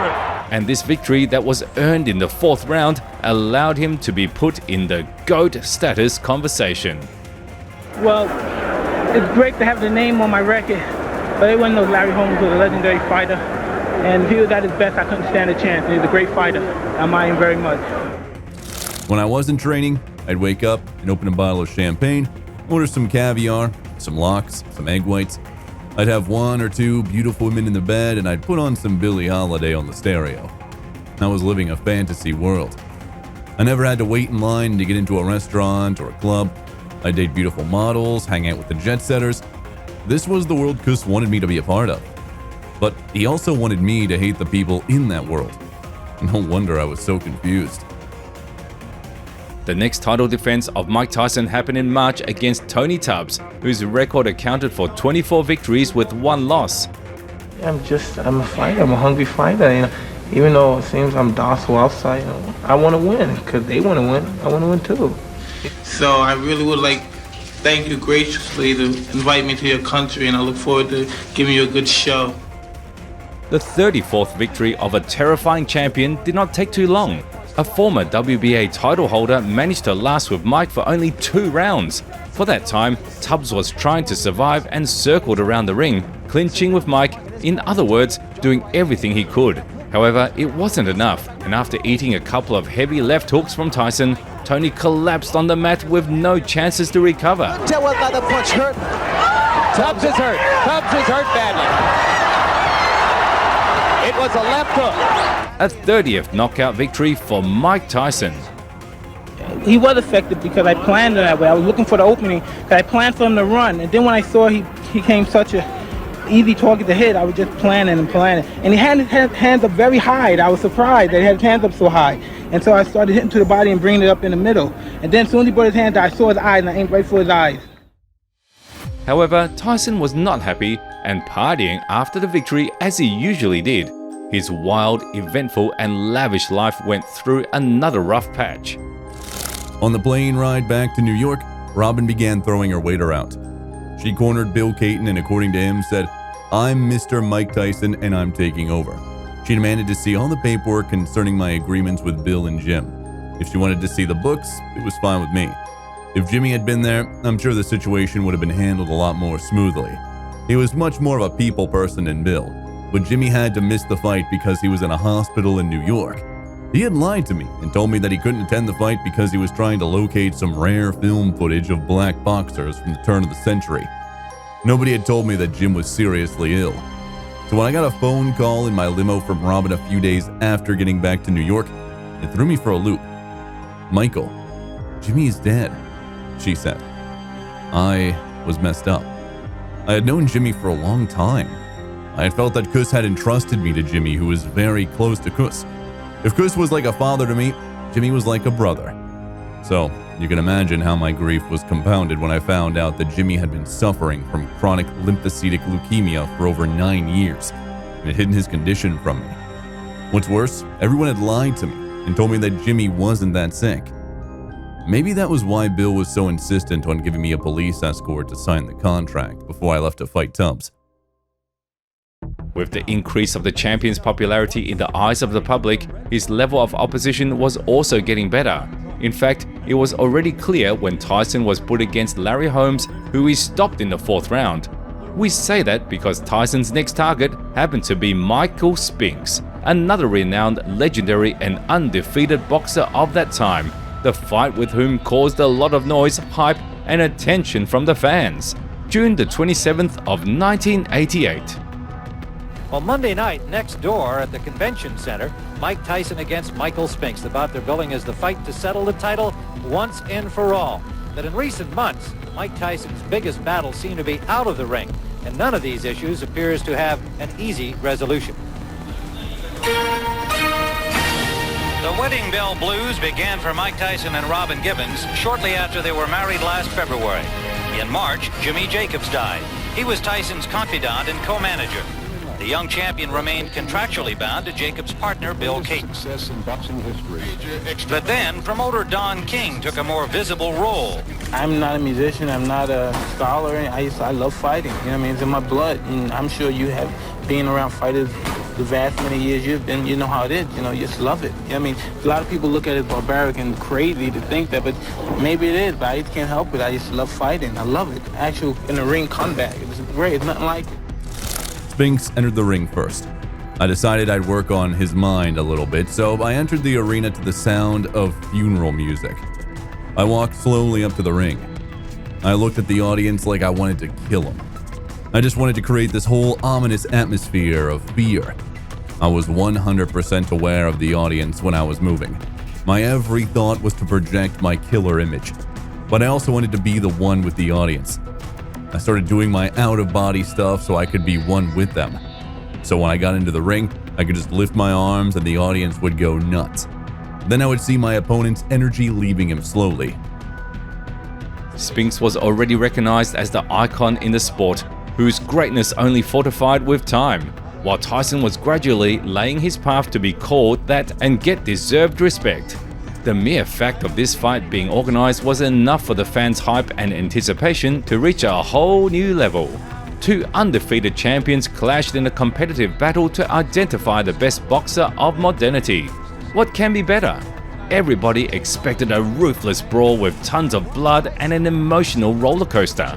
But to everybody's surprise, Spinks went down on his knees after a minute into the fight. Michael Spinks has to keep moving because every shot Uppercut landed inside and Spinks went down. And what a shock it was when an enraged bull cannoned at the man who was really seen as a threat to Mike and finished him in 91 seconds. Down in a professional fight. And he's down again and in serious trouble. These emotions were indescribable. Not only did Tyson stop Michael Spinks with a single right hand, but he also sent him to the retirement home right after this victory. My trainer told me before I left, I bet both of our purses that you knock him out in the first round. So I thought he was serious, so just now he said he was lying. And so I went out and knocked him out in the first round. When I came in the ring and I looked at him, I was seeing his face and I saw the fear and I knew it was going to be a first round knockout. At the post-fight press conference, I said that I could beat any man in the world, that, as far as I know, this might be my last fight. I meant both those statements. I certainly didn't want to fight again until I had everything in my life situated. By then, I pretty much knew I had to get rid of the woman and management team. I needed a new, fresh start. In February of 1989, it was the British boxer's turn. Frank Bruno, a former champion of Europe with a record of 32-2. No, I have someone, a temporary trainer helping me out, get me in condition. Because basically when it comes to fighting, I know all the moves, all the punches and everything. I just had to have that little extra push to get up and do the motivation at 4 o'clock in the morning. And basically I'm just ready, more mentally prepared than anything. By the way, he was a former sparring partner of Iron Mike, and we definitely do not wish we were in his position. Let's speed up the narrative and say that the fight lasted for 5 rounds and came to fruition at its very end. But of course, it's due to Frank himself, whose work with Mike did not go anywhere, and he utilized the right algorithm of actions in certain situations. Such a great approach allowed him to get some extra time, sure, but nobody can oppose prime Mike Tyson forever, even his sparring partner. So Bruno lost by a rather expected TKO. A fighter cannot be saved by the bell as the big right hand lands. Tyson knows he's got him in big trouble. If he doesn't answer it, Richard Steele has moved in and has stopped the fight. Well, yeah, it's difficult for me to rate myself. I feel like I feel like that wasn't any Mike Tyson of vintage by any chance. But still in all, I was in there and I was right now at this point in my life, even at this performance, I still believe I could be anybody in the world. By that period, the truly wild and chaotic life of Mike Tyson was getting out of control quicker and quicker. His wife Robin, we mentioned earlier, happened to be one of these women we hear about in the media in the context of divorce and subsequent division of property. Shortly speaking, you can guess how it was for Tyson, and mind you, he was only 23 years of age. I was making changes in my life on all fronts. Bill was still technically managing me, but he was out of the picture. Maybe things would have been different if Jimmy was still alive, but after he died, nobody could stop me from doing what I wanted to do. Looking back on it, I don't think Jimmy and Bill were evil. I think they were businessmen and they were more seasoned than I was. But I was in way over my head, and they took advantage of that too. But they were control freaks. As I got older, I wanted my liberation. I wanted to do my own thing. If I failed or succeeded, it didn't matter. I just wanted to do it on my own. And at the end of this chapter, we will overview the fight against Carl Williams, who fought Mike Tyson in July. Team Tyson is a team which I organize. Out of my connections with the people, I put aside my life and I found out, A and B who's been the most trustworthy, and I decided I'm gonna develop my own organization. We'll put it this way. The last victim of Mike Tyson in the status of an undefeated champion in numerous organizations happened to be the fighter named The Truth. Even after he stopped training, Iron Mike managed to catch him with a brilliant left hook and finish him in 1.5 minutes. If he hasn't done that tonight, I wonder if that's a change of plan. What a left hook. Well, he certainly wasn't cold, Jim. In fact, it looks like Carl Williams has been... There's really nothing else to say. Mike did it in his signature style. Well, I'm just taking it one step at a time. I'll fight anybody, I don't discriminate from anybody. I'm the best fighter in the world, and there's no man that can beat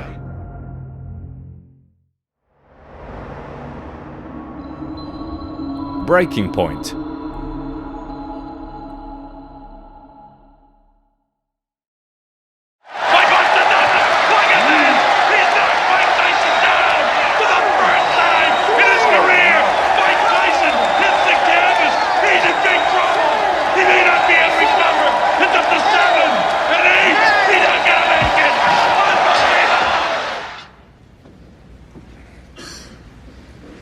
Bad day at the office.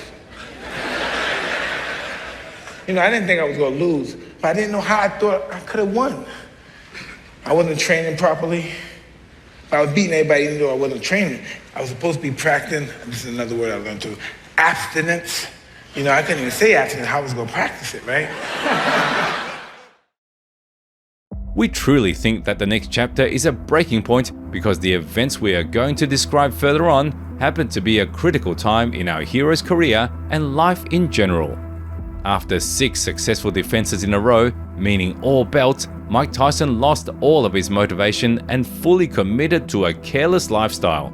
He was interested only in bad habits, illegal substances, and easy women. That scandalous entity that was drowsing deep down in the mind of a 13-year-old teenager finally put itself on full display. After divorcing his first wife, Iron Mike was in a very stressful state due to the court process and division of property, not to mention the fact that it was happening right in front of the public's eyes. By February of 1990, Mike Tyson was set to fight Buster Douglas. On January 8, 1990, I got aboard a plane to fly to Tokyo, kicking and screaming. I didn't want to fight. All I was interested in then was partying and fucking women. By the time we left, I had put on 30 pounds. King was so worried about my weight that he offered me a bonus if I could make my usual weight when we fought in a month. I didn't consider Buster Douglas much of a challenge. I didn't even bother watching any of his fights on video. I'd easily beaten everybody who had knocked him out. I saw him fight for the ESPN championship when I got on the undercard and he got beat by Jesse Ferguson, who I had knocked out in my first fight on ABC. I felt like my heroes Mickey Walker and Harry Greb. I read that Greb was so arrogant that he'd tell his opponents that he hadn't trained because you're not worth me sweating for. So I followed his lead. I didn't train at all for the fight. Anthony Pitts was there with me and he would get up early in the morning and run with my sparring partner Greg Page. I didn't feel like it. Anthony would tell me that he'd see Buster out there, digging in with his army boots on, snotsicles hanging off his nose, getting in his run. Yes, as you already figured out, Tyson did not even train for this fight. He thought that he could easily go through Buster, whom he did not take seriously. He was seen as a really weak opponent in comparison to a young and wild knockout artist. What else is there to say when not even all journalists could recall his name before the actual fight? Buster was number 7 in the world rankings, and in terms of odds, his chances were 1 to 40. But the motivated guy was clearly underestimated, first of all by Tyson himself. Douglas had a great preparation and entered the ring in the best fighting shape he could achieve. He almost effortlessly outplayed a slow and clumsy champion, delivering a sensation in the history of boxing.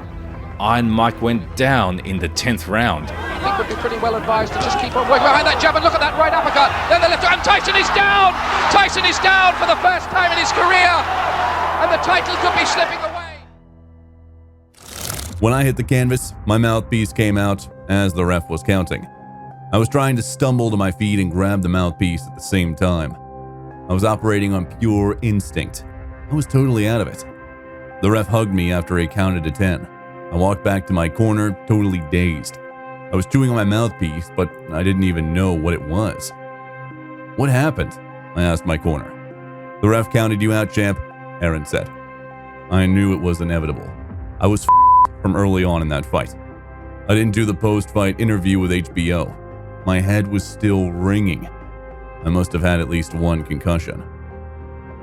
Those things happen. I mean, I dealt with defeats all my life, being an amateur. Those things happen. Buster fought a good fight. I fought a bad fight. We'll do it again, hopefully.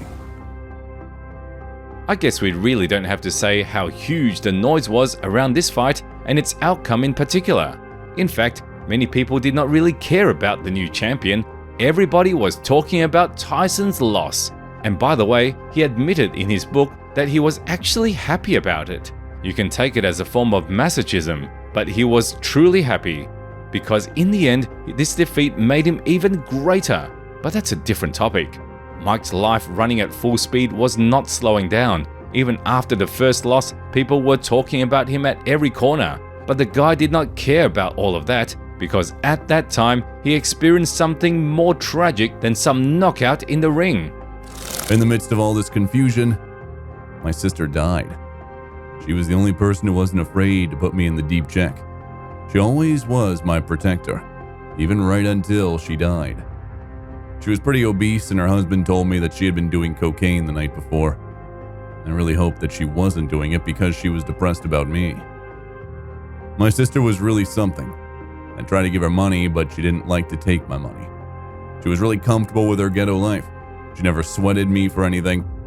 I was sad when she died, but by then, I had become accustomed to death and understood it implicitly.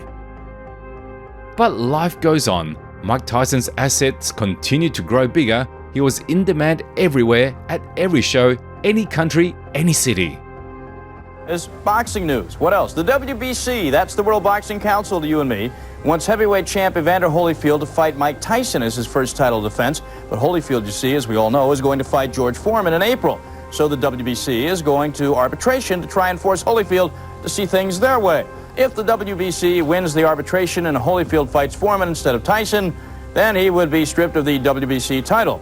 If that is the case, the WBC belt would go to the winner of the Tyson-Razor Ruddock fight, March 18th. He prefers to speak with his fists, but did grant Charlie Steiner an in-depth interview. Charlie's in Vegas spearheading our coverage of tomorrow's Tyson-Ruddock fight. And together with that, he kept on leading the riotous lifestyle. Undoubtedly, he wanted to return to the sport and conquer all of the belts he lost once again. The illusion of grandeur did not let him go even for a second. Sure, Mike was training, though not with the same passion he had at the beginning of his formation. Eventually, he had 4 more fights in the next year and managed to return to the win column in hopes to become the mandatory contender for the championship. At first, it really seemed that Mike was coming back. He was great at his craft again, though outside of the ring, Iron Mike was still running through this vicious circle like a squirrel on a treadmill that reached a crazy speed and not knowing if he could stop without consequences. And there were in fact a lot of consequences. Promoters and representatives of Tyson barely had time to hush up his new scandals and incidents, which were happening nearly on a daily basis. Alcohol was flowing like water, more and more illegal substances, while having multiple women a day, one after another. All of that could have continued till the moment when Mike would lose his motivation again and start losing fights. But here's what happened during one of the days.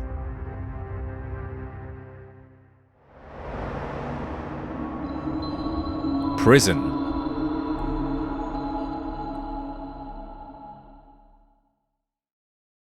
He had been the most dominating athlete on earth over the past 5 years.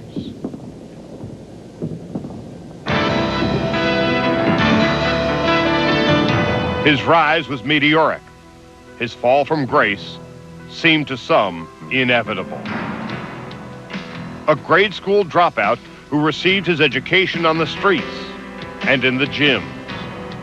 His power in the ring, undenied.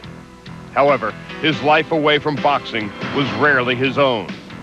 Did his trainers, managers, promoters, and hangers-on always have his best interests in mind?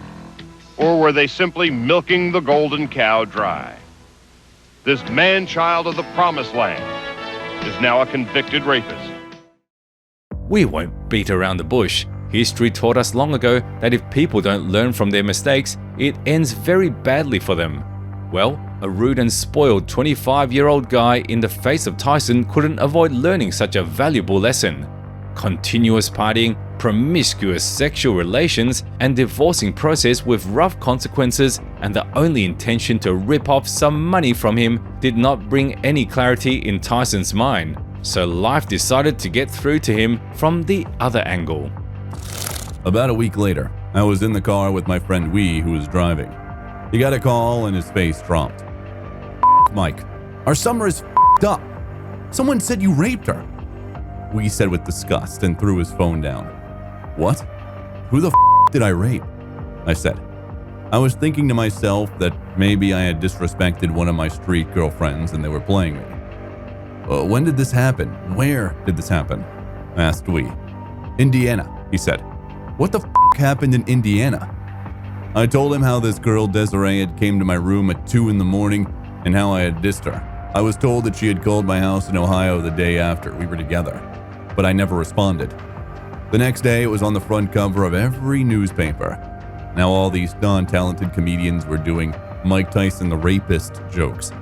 When I saw Don, he was worried. Now you need my help. Your dick got in trouble now. God damn it, Mike, now you need me. When he calmed down, I explained to him what happened. He knew I didn't do it. How do you rape someone when they come to your hotel room at 2 in the morning? There's nothing open that late but legs. Don's first strategy was to bribe her. We could pay the he said. He actually tried that later by having a friend of his, Reverend T.J. Jemison, talk to her family and offer them money to drop the charges. But the holy man wound up getting indicted. I wasn't aware that Don had done that, but it wasn't the first time that Don had paid a member of the clergy for a favor. In July of 1991, Mike's entire existence turned upside down. Desiree Washington, who just recently won Miss Black America, accused the boxer of rape. By the way, in his book, Iron Mike describes what was happening in his life during the incident with every detail and points out the evidence of his innocence multiple times. But back then, it was hard to explain everything to people without any evidence when there is an aggressive persecution.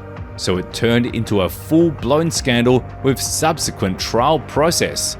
I believe a lot of people want to see me self-destruct. They want to see me one day with handcuffs and walking in the police cars, going to jail. It was going on for more than half a year, during which the lawyers of both sides used everything they could to reach their goal. Mike's team knew that they were dealing with something really serious. Some people think that just because someone is convicted of a crime, especially one as heinous as rape, that automatically means that the convicted person did it. All I can say is, if you don't take my word that I was not guilty of this crime, then I suggest that you read that 2 books that came out after I was in jail. One is by Mark Shaw, who is a writer and a former criminal defense attorney, and was the legal analyst for my trial for CNN, USA Today, and ESPN. The other book is the self-congratulatory attempt to grab some headlines book written by the prosecutor in my case, Gregory Garrison. I didn't pay much attention to my trial as it happened. I was an arrogant young man who couldn't be bothered with these kinds of proceedings. I didn't understand them. That's what I paid those suits for. But if you read those books, then I think that you'll agree that the last thing that was served in Indianapolis back in 1992 was justice. The last and main hearing in court was planned for the beginning of 1992. We strongly recommend you getting into all details of this case that Tyson describes, because it is a very fascinating and enlightening story that reflects on the work of the government. We won't mention all the evidence of prosecution and defense and just limit ourselves to this small fragment so you understand what to expect if you decide to dive into this history. Desiree repeated her story, that we didn't kiss or hold hands, and that I didn't display any signs of affection until I got her on the bed and I turned weird and mean. She repeated that she went to the bathroom and took off her panty shield and threw it away. I had a pad in my purse, but I figured I could put it on later. When she got back, she claimed I pinned her down, took off her top, and slid her shorts off and her panties down, and then inserted 2 fingers into her vagina. Then I penetrated her. She said that she told her mother what had happened the next night, and they called 911. Garrison thought that she had testified spectacularly. Others weren't so sure. Some reporters thought that she was too stoical, and one even wrote that she seemed a little prissy and almost too perfect. Before the trial, Garrison had brought in another attorney, Robert Hammerl, to do a mock cross-examination of her so they could see how she would respond to pressure. Hammerl began to ask her about the improbabilities that he saw about the case. Look, you met Mike Tyson and you saw him making all of these passes at girls, and then you gave him a picture of you in a bathing suit, and you still didn't think he had sex on his mind? He asked Desiree. No, she said. He called you in the middle of the night and you went down to his limousine, and when you got in, he kissed you, and it still never crossed your mind that he had sex on his mind? No. Then you went to the hotel and you went to his room and you sat on his bed, and it never crossed your mind that he wanted to have sex with you? No. He kept going on, asking her about the panty shield. It didn't make sense, Hammerl told Garrison. But that was her story and she stuck to it. My overall impression was that she did battle with me. I had heard that there was this 18-year-old naive lady, but I came away with the feeling that while it could have happened, I was dealing with someone much stronger who wouldn't let me run her over. I couldn't figure out how this all fit with all the naive mistakes she was supposed to have made. The genius Fuller's whole defense of me was that Desiree should have known that she was getting into because I was a boorish, vulgar, unredeemable sexual animal. That was my lawyer's characterization of me. Even Garrison couldn't believe Fuller's strategy. He knew that by painting me as a sex machine, it would raise my reputation and alienate me from the jury. I would be so insensitive and crude that no right-minded person could have any sympathy for him. What's worse, Garrison called Fuller's defense strategy racist. The defense robbed Tyson of his individuality and turned him into a cardboard figure from a racist X-rated cartoon. Garrison wrote in his book. Tyson went through the court process in Indianapolis, Indiana, in one of the historical strongholds of the KKK. The judge, Patricia Gifford, already had an experience of investigating cases with sexual context and was known as hanger judge. Mike was sentenced to 10 years based on all 3 charges of prosecution. Besides that, he had to pay a fine of $30,000, and then it was reduced to 4 years, setting him for 4 years of probation. During that time, he was supposed to go through the psychoanalytic program of Dr. Jerome Miller and do 100 hours of public works, including the educational work for youth against the violation of the law. Iron Mike was not given an opportunity to be released on bail until his lawyer prepared an appeal, and that meant that he was going to prison straight from the courtroom. On the exit from the court, Tyson was pridefully holding his handcuffs up in the air. He was smiling. His photo was on the front page of the newspapers all around the world. Listen, Ed, you know, you're in prison. You're in something that's totally new to you. You know what I mean, on this kind of level. You get provoked. I was provoked. And I said things, and things happened, and I did my time for it. And it was it, and it was over.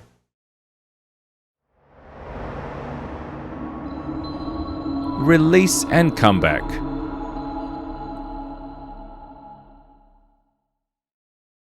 Went to prison for 3 years after being convicted of raping a beauty pageant contestant, and I know you still maintain your innocence in that case, but if you would, take me back to the moment. You step into that cell, the door closes behind you. What's going through your mind at that time? Well, you know, I'm very depressed, but I'm really prepared for it, so I was prepared to go through the situation. But I just want to live my life every day. That's what you have to do. Everything you had outside, you have to check it at the door and go into this place a different person. Sure, we won't go into too much detail regarding Mike's routine behind bars. We think that you understand everything for yourself. We will focus on other moments. While a former champion was doing time, one of his outlets happened to be physical training. Iron Mike was putting in work every day like a madman. It helped him to deal with a monotonous and depressing routine. At the same time, outside of prison, Mike's representatives continued to tirelessly search for opportunities to reduce the sentence of their client and bring closer the day of his release. Or you're treated less than a human? Yeah, we have those days. Yeah, we have those not to be human treated days. For example, after 1 year since sentencing, they figured out that even before the rape case, Desiree was discussing with her lawyer some questions on writing a book. Beginning from that moment, some of the juries began to worry that maybe they made the wrong decision. Soon after that, Ed Gernstein, the lawyer who forced his services on Desiree, got the court's opinion regarding his agreement with Washington's family about representing them in the court. Besides that, the court mentioned that in its conclusion that Indiana State should look into this issue because Desiree was potentially testifying under the agreement of indemnification with her lawyer already during the cross-examination process in court. Mike's representative called this information an indisputable proof that can lead to the vacation of judgment. He also called Desiree a grabber, swindler, and liar. Can I tell you something now? Praise be to Allah, I cheer for myself 100 million times a day in my mind. To me, I'm my biggest fan. There's nothing in the world better than me. So I don't think about that. Those guys really don't know what they're cheering for. I know the total me, and I know why they should be cheering, but they don't know they cheer for the knockout. That's all, they cheer for the knockout and the performance. I cheer because I know who I am. They're not cheering. After another New Year's Eve spent in prison, the Globe Journal published a scandalous article that Desiree wasn't as innocent as she was portrayed by the persecution. The journalist managed to interview all of her friends who stated that she wasn't that good of a girl she tried to present herself. And one of her girlfriends even said that the woman started to talk about the rape only after her father found out that she was intimate with Mike. Being in here, you discover who your friends are. You discover who they are. And I'm just happy. I'll leave it like this. I'm just happy knowing who I am. After all that means that nobody was sitting back and doing nothing. As time passed, people in the civilized world began to say that our hero was given an opportunity for premature release. Many press representatives were questioning the validity of his sentence. The lawyers were continuously negotiating with the judges and the Washington family. In the end, after around 3 years, the defense ultimately had its way, and after many sleepless nights and millions of dollars, they managed to get Mike Tyson out of prison. I couldn't sleep the night before I was going to be released from prison. At 4 a.m., I started hearing the helicopters whirring outside in the sky. They were from the news stations who were getting their live feed ready. Outside the facility, the parking lot was jammed with satellite dishes and the cars of print reporters. Across from a parking lot, a huge crowd had gathered in a cornfield in the dark, waiting to get a glimpse of me leaving. At 6 a.m., Don and Rory and John Horn arrived in a black stretch limo and went into the facility. I was waiting for them, but I really didn't want to leave the prison. I'd gotten used to being in jail. I enjoyed just being able to chill and get visits from celebrities and TV journalists. It was a rest well deserved, but then I had to go out into the world again. I took a deep breath, and then we left. It was only a short walk to the limo, but it seemed like an eternity. The cameras were flashing, the 4 helicopters were whirring, and the people in the cornfield cheered. It was sensory overload. I was wearing a simple black coat with a white linen shirt and white knit kufi on my head. I was trying to be a humble brother, but it was hard.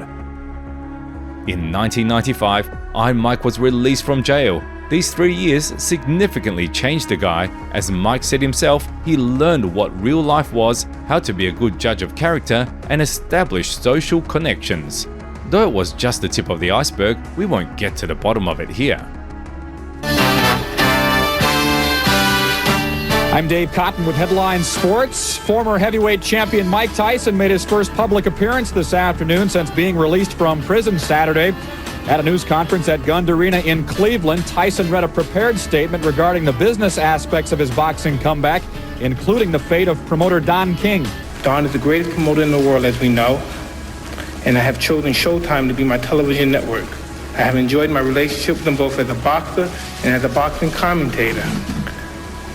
I decided also to fight with the new MGM grant, and I want to associate myself with the biggest and the best. And I look forward to working with them and seeing you soon. May Allah bless you all. Thank you. After returning to normal life, Tyson immediately expressed his desire to get back to his craft. One could say that he was hungry for victories and wanted to prove to everybody that nothing changed after those 3 years in prison. Well, he still in fact was an athlete, no doubt about it. Nobody had any questions about his physical shape, except for maybe endurance that left much to be desired. What was more in question is his mental condition. I had no time to adjust to the world. I had so many people in my face because I had $200 million in fights lined up. It was worse than when I went in. Everybody was around me saying, "Mike's the man, he's the man." But now I had a different frame of mind. I was afraid of everybody. Prison doesn't rehabilitate anyone, it dehabilitates you. I don't care how much money you earn when you get out, you're still a lesser person than when you went in. I was paranoid. I thought everybody was going to hurt me. I'd panic every time I'd hear an ambulance siren. One time, Monica and I were in bed and I woke up and looked at her and grabbed her. For some reason, I thought somebody had come into the bed and was trying to stab me. I was so scared. I wasn't the same guy. I had become hard. Prison basically took the whole life out of me. I never again trusted anyone. not even myself around certain people. I never wanted to be in any situation or any kind of situation around women. It had been brewing over my head for so many years that I wasn't able to let it go. It even really bothers me to this day. All my friends say, let that die, but they're not the one who has to deal with it. That's a hard pillow to sleep with. The thing is that Mike after his return was uncontrollable, wild and furious not only in the ring. Iron Mike was like that everywhere, and he was getting more aggressive every year. It was a scary Mike who searched for reasons to put on scandals, brawls and swearing. Since that time, his record had been complemented with disqualifications, no contests and other labels that don't speak in the favor of the professional athlete. I take your life, that's what I do. Rockman and those guys, their eyes haven't seen what I've seen. I'm ordained for this. I've been to Valhalla. I've seen the most vicious and most cruelest and coldest white people in the world. They accept me. He can't stop me. Him.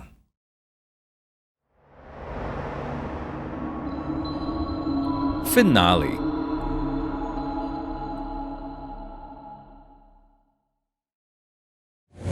You take into the ring a lot of rage.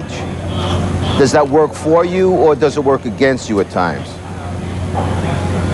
You know, who cares? We're in a fight anyway. What does it matter? Well, for example, rage against Evander Holyfield worked against you. Well, it. It's a fight, so whatever happens, happens. Mike, why do you have to talk like that? Well, I'm talking to you the way I want to talk to you. Do you have a problem? Turn off your station. You know what? I think we'll end the discussion right now. Then we could. You got it. Have a nice fight, Mike. Off. As we already said, after returning from prison, Mike Tyson got angry at the entire world and decided to pay it back with his own coin. It was a version of Mike that had nothing upstairs and went completely nuts. Sure, he was entertaining the idea of coming back to the top of boxing, which he was busy with for some time.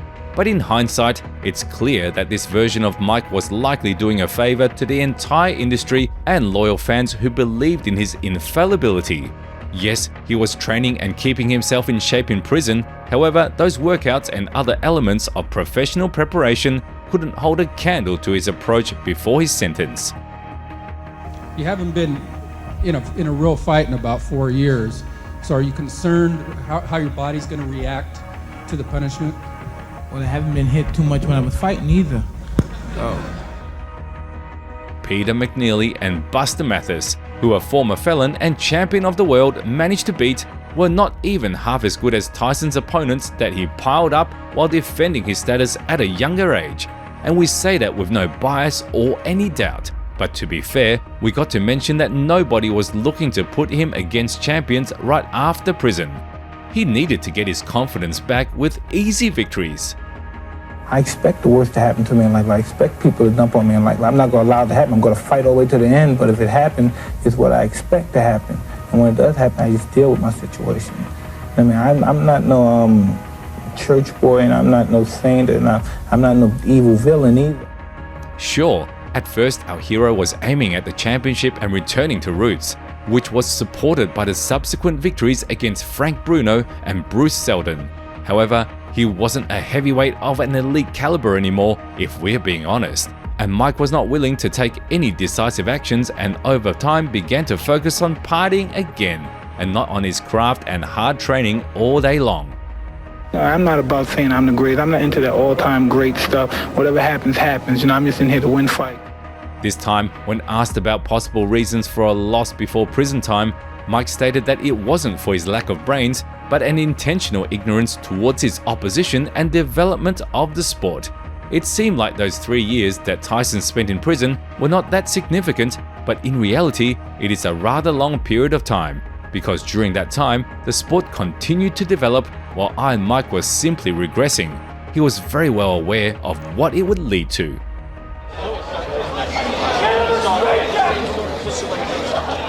Put your mother in a straight jacket, you punk-ass white boy. Come here and tell me that if I you in your ass, you punk white boy, you faggot. You can't touch me, you're not man enough. I eat your asshole alive, you you hoe. Come and say in my face, you ask for that, everybody. You Come on, you scared coward. You not man enough to with me. You can't last 2 minutes in my world. Look at you scared now, you hoe. Scared like a little white scared of the real man. I'll you till you love me, faggot. Proper response. Look at me, look at me, look at me, look at me. I gotta go home and my kids are gonna be scared of me. Look at me, man. Everybody knows how huge of a scandal it was when Mike lost to Evander Holyfield in the first fight. What happened here? Bit off a piece of his ear in the rematch and got disqualified for more than a year, losing his boxing license. All experts and journalists called it hitting rock bottom. I thought I might lose because the severity of the cut above my eye, and I just snapped. I can only say that I'm just 31 years old in the prime of my career, and I have made it this far because I had no other way. I grew up in the streets. I fought my way out, and I'll not go back again. I learned the hard way from the past because I didn't have the luxury of schools or people to help me at a time when I needed it most. And I expect punishment and would pay the price like a man. I reached out to the medical professionals for help to tell me why I did what I did, and I will have that help. Now I will attempt to train not just my body, but my mind too. I was reciting those words, but I wasn't buying into them. I felt shitty and embarrassed for saying all that because it wasn't what was in my heart at the time. I was just going through all these motions. I knew that they would hold it against me anyway, and frankly, I really didn't care if I got suspended. I was in New York buying a Ferrari when the Nevada State Athletic Commission met me to decide my fate. I was represented by Oscar Goodman, who would go on to become the most famous mayor in Las Vegas history. Writers had been calling for a lifetime ban. Oscar put up a good defense, but in the end, those commissioners wanted some more blood. On July 9th, they called me a discredit to boxing and fined me 10% of my purse, which was $3 million, and then suspended me for at least a year. I really felt betrayed. After all the money I'd made for that city, nobody else even approached the revenue I brought into Vegas. The two losses to Evander Holyfield, first by a TKO in November of 1996 and then via disqualification due to anger and losing control in the ring in 1997, clearly let the public know that Mike's time in prison did not go unnoticed. No matter how Iron Mike tried to convince himself and others, including his own team, the truth was hitting a lot harder and there was no escaping that. Once the boundaries were crossed, I had no more respect for the rules or the principles of the rules, and it was just open game. You look at it slow motion, we clinch, and you know what? You put your head like this, I did my head like this, so it's like you can see that I'm putting my ear, it's like I'm setting myself up. I do like this, and when you bit my ear, it show you how I pull my arm, because you were holding my arm, and I pull my arm, and man, and everybody was telling me, said, God, no, hold on, you got leaked, man. Did you see how high you jumped? I said, so I jump and like this and stuff, and time I come down, boy, and because I'm from the ghetto, and so my first thing is, I'm gonna grab him and battle hug him and bite the day like I got to get him back. And I kept on saying, I want to get him back. I want to get him back. I want to get him back. I said, no, don't stop it now. I want to get him back. So we go back in, then all of a sudden, you bit this ear. And I just, that wasn't the same one? No, it's a different here. You bit my ear. Boy, I jumped up and I said, I knew I would just kick him. Where are you gonna kick me in the I'm getting ready. I said, I'm gonna kick it. In 1999, Tyson managed to get his license back, but he was a completely different man. He was a lazy, arrogant, tired boxer who wasn't ready to have a full-distance fight in the ring, who focused on one precise shot, boxing with average opponents 2 times a year, and it was not a walk in the park at all. The incidents outside of the arena continued to haunt Mike. Some conflict at one of the bars, subsequent brawls, court process, 2 years of probation, a fine and 100 hours of public works. That was the daily routine of one of the once best fighters in the world and a man who was called the greatest of all time. In 2000, Iron Mike performed 3 times and won every fight, but then it turned out that his doping test before the fight with the Pole Andrew Golota found traces of marijuana in Mike's blood, and the results were overturned. Then, in the next 5 years, Tyson sung his swan song that we don't even want to remember, to be honest, having one fight a year from 2001 to 2005, proving even to himself that his time in the ring is over.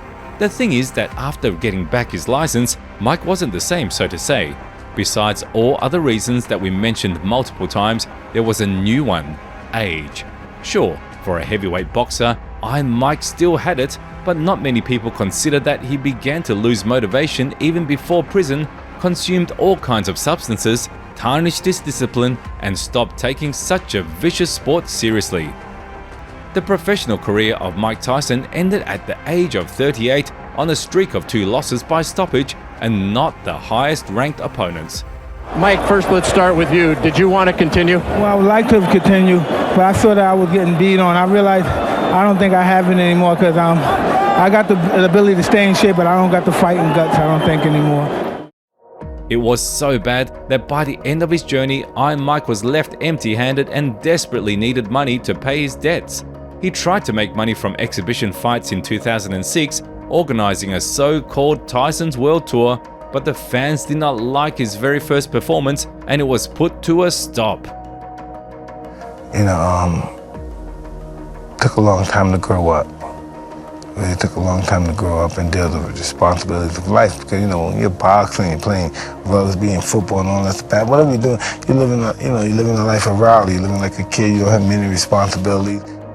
Surprisingly, in 2020, it was announced that the veteran who damaged his legacy himself returns to the ring at the age of 50. In September, Mike Tyson was set to face another renowned boxer, Roy Jones Jr. Later, it was rescheduled for November due to the pandemic.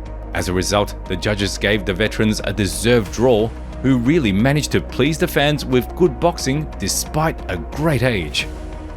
But despite what everybody said, I was so happy to go to 8 rounds. Because everybody knows I can knock somebody out, but everybody don't know I can go to 8 rounds and 10 rounds, and that's what I'm more grateful for now than anything. And no knockouts. Knockouts don't mean nothing. You gotta be able to go the distance. That's fighting. Everybody has a plan until they get hit. Yeah. You got hit, and how did it affect you? I went to plan B. I hit him back.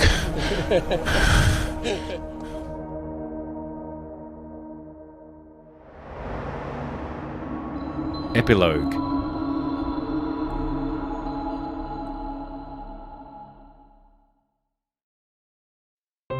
Look at this stuff. This is history here. You're history. This is garbage. I can say I bled for garbage. So this is meaningless? No, at one time it meant a lot. When you're just a young kid, this is everything to you.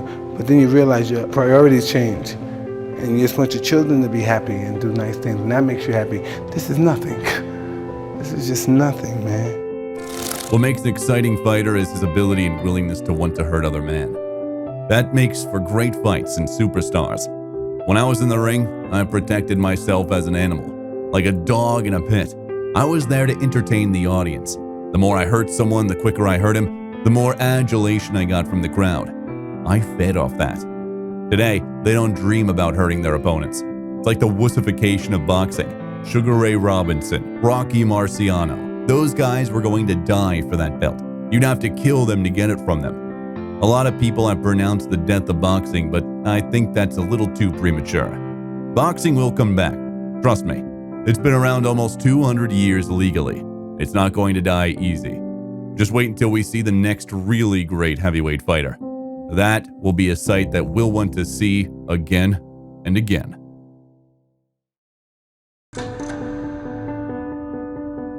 Mike Tyson is an incredible human with a no less incredible story. After decades of eventful life, there are a lot of things which modern people tend to reflect on and re-evaluate. Closer to the end of his book, he gives his fans everything that could be easily used as compromising material against himself.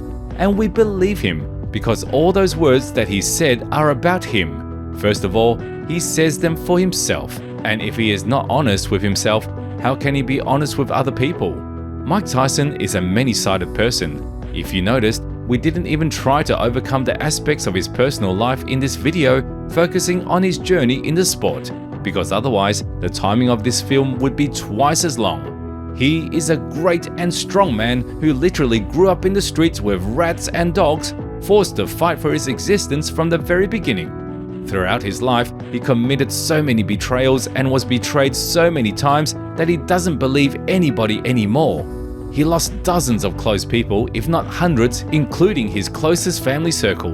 Mike even lost his own kids due to tragic accidents, and he still continues to fight through. Get up every day with thoughts of who he is and what he has to do to become a better person. He already learned many lessons of wild youth, and he still has room to grow. A human is not a part of character, it's your own choice. And no matter what anybody says, Mike Tyson continues to battle the enemies scarier than those who could catch him with a heavy shot or even knock him out. He fights with demons of the past every day. All those things he went through, not forgetting where he came from and where he started. In the ring, Iron Mike was a merciless animal who reached the top of the world at a very young age. However, he couldn't hang there for too long due to vices and habits which were forced on him daily by bad people. Who knows what the legend's path would be if truly close people who knew the real Mike stayed with him and continued to help him develop fighting abilities. We can take a guess that it would be the deadliest boxing machine in the history of mankind. And we don't even exaggerate. In other words, we are going to have a very long time waiting for such exciting people like Mike Tyson with such a vast and rich legacy in the sport. These personalities do not appear out of nowhere and are not artificially created. Only real life and its circumstances can form a human of such high caliber who would become a role model for generations to come. We hope that now, with age, Mike managed to find peace and harmony that he pursued for his entire life, though subconsciously. Other things don't really matter, because we, as his loyal fans, will forever remember him as a warrior fighting for his life in an inimitable and unique fashion. Mike Tyson is not even a part of boxing's history. He himself is one big story, diving into which one can find many answers to the questions that bother you every single day. It was an honor to work on this film and tell you about the great and legendary veteran. Thanks for watching. See you soon. Well, that's what life is about. You gotta sit in your room sometime, give your subconscious some time and spend time and just envision yourself being with the most exciting people in the world, doing the most exciting things in the world, and just living that fantasy. And that fantasy will become reality one day. I live fear. I'm from Brownsville, Brooklyn. I'm what fear looks like. Look at me. If you think anybody's afraid of me, I'm probably 1,000 times more afraid of them than they are of me. That's why I'm more aggressive than they are. My whole life is fear-based. I'm afraid of my mother's boyfriend. I'm afraid of the guys outside. How did you endure that, survive that? I'm made for that. That's what I'm made for. Absolutely. That's who I am. I want to be up more than anybody wants me to be down.